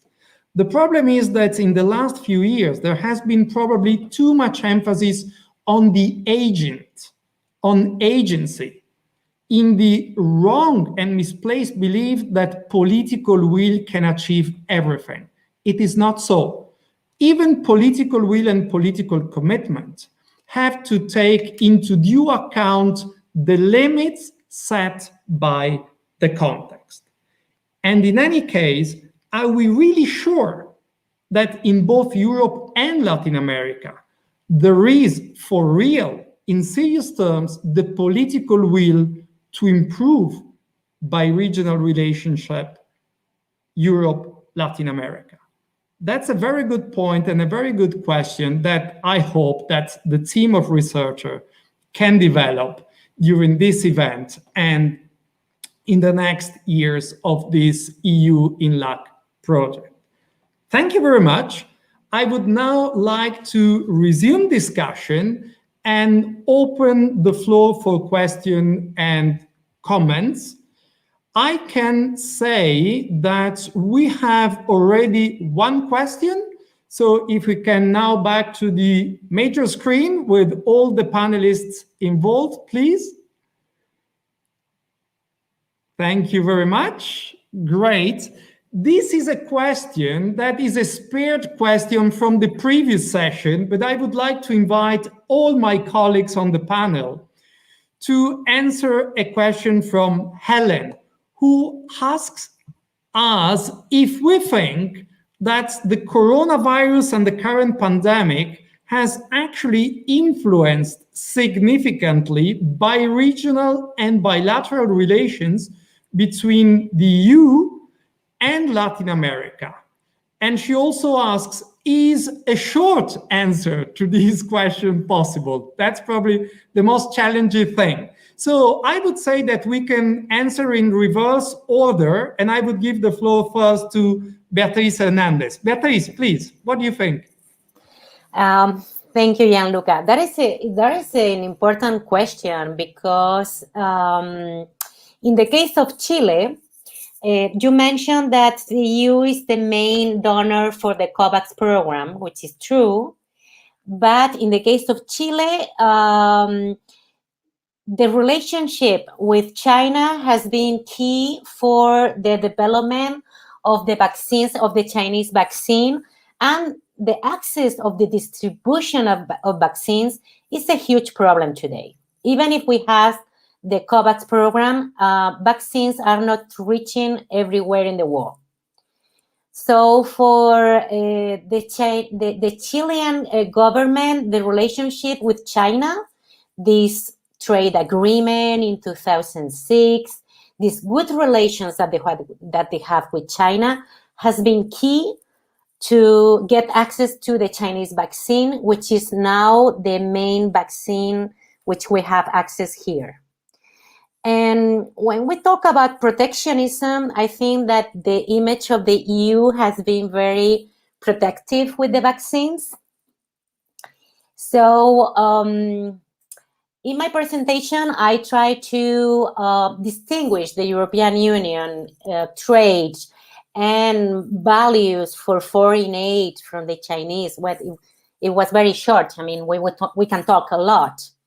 And I think that the EU has a leading role in trade, fair trade, and foreign aid.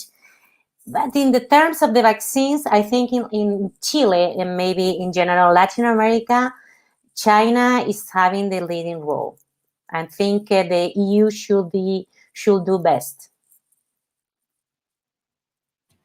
Thank you. Absolutely. I think we all agree on this final recommendation. We all hope that the EU can do better. Beatriz, Larrain, what do you think, or what would you answer to this question? Well, with regards to my area of study, which is the law and the power of courts, I would say that COVID will only, spur further litigation and spur further power of judges. Just it hasn't even been a month. I don't know if you've heard about it, but they've had the first hearings of European Commission versus AstraZeneca, because it has not been able to comply with all the doses that it was originally intended to bring to the European Union. And that's just the EU with AstraZeneca. What will happen in the United States? We don't know. What will happen in India, in Latin America? There are in the States certain provisions of the contracts between the vaccine manufacturers and the states that prohibit people from suing the vaccine companies over damages with the vaccines. But those agreements are only binding within the European Union or within the United States where they were made. It doesn't extend or doesn't apply to the rest of the world. So what will happen in the rest of the world regarding judicialization and COVID? We don't know. Until now, judges have been kind of holding back. They haven't displayed their full powers because we've been dealing with the direct emergency of COVID. But as time goes by and the emergency of the situations declines, we'll have other issues related with COVID. What happens with vaccines, efficacy, doses, collateral damages, the people that have died or been injured by AstraZeneca or the Johnson & Johnson vaccine, we don't know.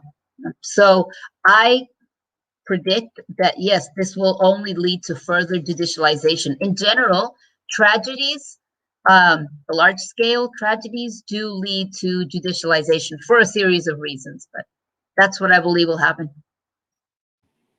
Thank you. I think we can subscribe. It's probably what we will probably see is a growth in litigation and further legal issues arising of different species and in different parts of the world. And may I ask Elena and probe you further a little bit with reference to Brazil for this question? Thank you, Gian Luca. In fact, of course, I subscribe to the view that COVID and vaccine diplomacy by China and Russia, I should add, in Latin America, have made the EU revisit, the geopolitical importance of that region as a place where, the whole geopolitical systemic game could play out in Latin America and Africa, and those spaces that I would also argue at times have been neglected in the EU's foreign policy. But picking up on that, because vaccines and digitalization have been mentioned, and trying to look forward, because the question is, how has the virus influenced the bi-regional relationship? And I imagine that means, what has it changed in the way that it will pan out in the future? And here I'm a bit optimistic, I have to say, because I think because of that vaccine diplomacy that has played out, and because of the coronavirus, the EU has been forced by Corona to look at what is happening in Latin America in terms of informality of labor, in terms of the geopolitical game at play there. And I have a feeling that we've seen in this past year more on Latin America by the High Representative, by the European Parliament, than we would have otherwise seen. We've seen resolutions, we've seen discussion of informality. So while so far I wouldn't say we've seen that much happen, I think as a trend, COVID has shifted attention to that region. And in Brazil in particular, there's a counter trend to that, which is that the economy has been severely affected by Corona. And when the economy is severely affected, that means it has to look at its big trade and investment partners, and it has to move in a direction that is positive in that relationship. So if we look at what's happened under the Bolsonaro administration in this Corona environment, is they are slowly moving towards more compliance and more modesty in the relationship with the EU when it comes to especially these issues of deforestation, but also I think possibly, at least in principle, complying with more of these human rights pressures that are coming from the EU. Perfect, thank you. I can only subscribe, especially to this optimistic touch that you have added. So let's hope that the pandemic at least will somehow reactivate a certain interest, even though perhaps a more geopolitical than otherwise kind of interest, but that's what we can see. On my side, I also think that time will somehow do justice to Europe-produced and US-produced vaccine. And the first studies are already out that Chinese and Russian vaccine are certainly effective, but much less than they pretend to be. We already have the first few studies which demonstrate, for instance, that the efficacy of the Chinese vaccine in Chile was about 67% and not over 90%, as the producer at first suggested. So 50% in Brazil, 50% instead of 90%, 67% in Chile, and also 67% in Indonesia. So I think that time will do justice also to the quality of certain vaccines, which does not exclude, on the contrary, that reinforces the point that the EU can be certainly much more proactive in Latin America and other parts of the world and really take a role as a force for good. Now we have some more here for Elena. I think the topic of Brazil was a big hit with our public. And Sophia asks you, why did you define Brazil a democracy? I guess this is a huge provocation by Sophia, but how would you define the state of democracy in Brazil? First question. And then again, for you, Elena, you might have seen already this in the chat. I think this is a very good and interesting question. Does the EU or has the EU recently and in any form criticized the environment harming policies in Brazil, especially under Bolsonaro, and what's the state of the art of that? Thank you. Thanks, Gian Luca. I actually saw these questions and I was grateful to those who asked them, because these are points that my presentation that I didn't manage to get to. Just to be brief on democracy. I define Brazil as a democracy because Brazil is still defined as a democracy based on basic parameters of democracy. Notwithstanding, deterioration of democracy is something that we see a lot of. If you look at all the indices on democracy by Freedom House, by VDEM, by all the index indices that measure elements of democracy, Brazil is undoubtedly declining. But I think that falls in a general situation that we are facing today, which is we don't talk about a binary, yes, democracy or no democracy anymore. We talk about a qualification of democracy and about various varieties and levels of democracy. And this is a huge global debate. It's not just about Brazil. So I define Brazil as a democracy because for the time being, it satisfies elements of what is democracy. There are elections that take place. There are, as I said, a decline in quality of medium freedom, of civil society participation, and various elements that are part of a qualitative definition of democracy. But I suppose I also have an optimism that following the next election we will see that revival, and I do think that in the EU's lexicon for the time being, Brazil is a democracy, albeit one where a lot of red alerts have started ringing. One of them being, and for me perhaps the biggest one being, the lack of support for democracy demonstrated in opinion polls before the last election. So we saw before the last election where Jair Bolsonaro was elected that a number of Brazilians were saying, we do not care so much about having democracy. We care about, the fight against public crime and the economy.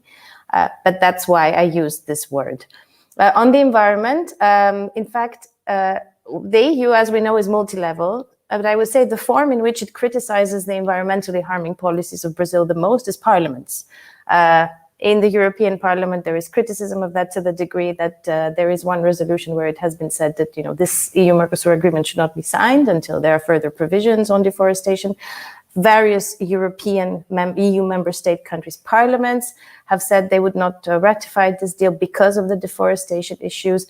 EU civil society has criticized the Bolsonaro administration's environmental approach to the environment. So there are several sources of it.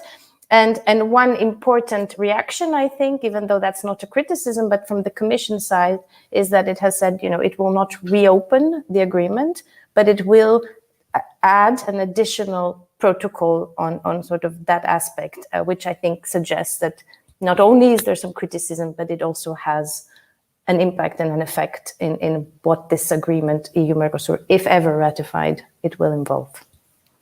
And of course, the European Green Party is obviously, without doubt, a strong source of criticism. And actually, a very strong Green Party is very likely to do quite well in elections here in Germany later on this year. So that could have a significant impact also upon European policies and the role that Germany plays inside the European Union. I see that this has been a long marathon, a long morning in Latin America, and a very long afternoon here in Europe. But before we come to a closure, if you're not too tired, I would like to advertise another event that will start in 15 minutes. And can I ask our director of the program, Francisco, if he can circulate the 2 links on the screen. So for those of you who are interested, you can follow exactly the next event with another 4 speakers, but the event will be in Spanish this time. So for those of you who fancy a little bit of Spanish and more conversation on EU-Latin America relations, we will have discussion about Spanish foreign policy towards Latin America, about, again, more perspective on the Andean country and the European Union, about subnational actors, diplomacy and paradiplomacy, and very interestingly, also about migration and the global compact in EU-Latin American relationships. So take note of the 2 links if you want to follow us on Facebook and YouTube. In some 12 minutes, we will start the other event at 6 p.m. sharp. Before saying goodbye, I would like to thank my really wonderful travel companion in this panel.